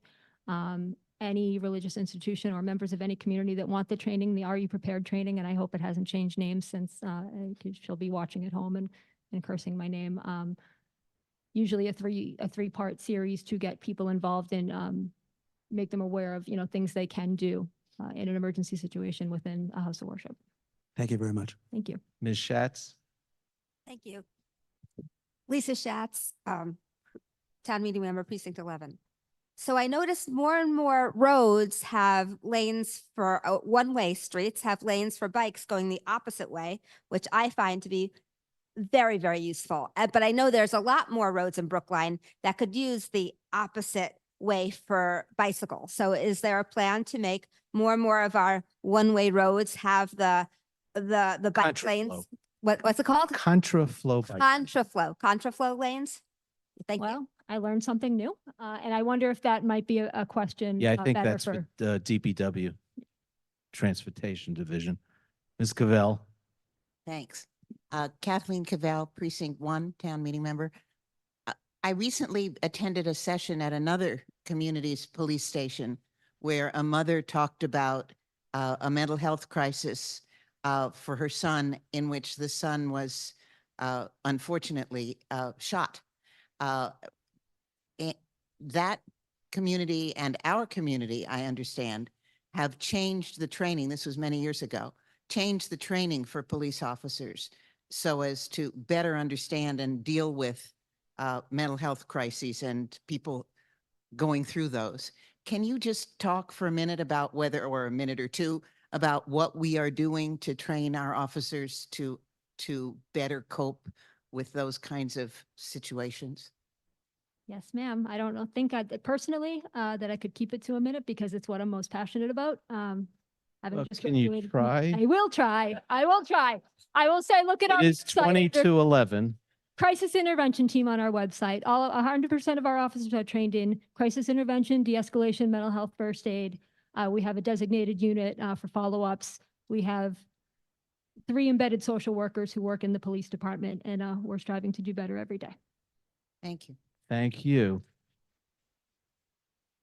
Okay, I think we've completed the police department. I think we're at a crossroads. It's now 2211. We have not completed the budget. We have a number of departments, and I know folks are going to have questions for those departments. And we also have a debate on the Miller motion to increase the funding for the schools. I guess we didn't meet my personal goal tonight to finish the budget, nor the CPA, but life is tough. So I'll entertain a motion to adjourn until 7 p.m. tomorrow. We'll complete the budget first thing. Let's drop it.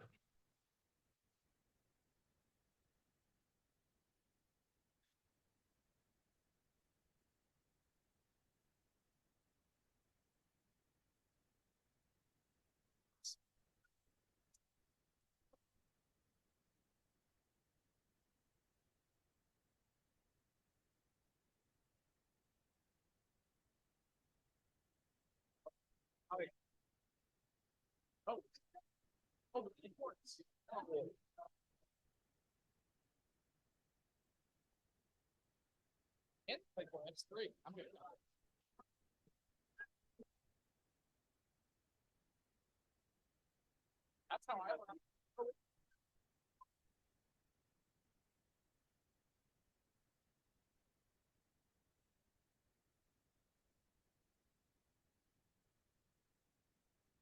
think a lot of us coping with it.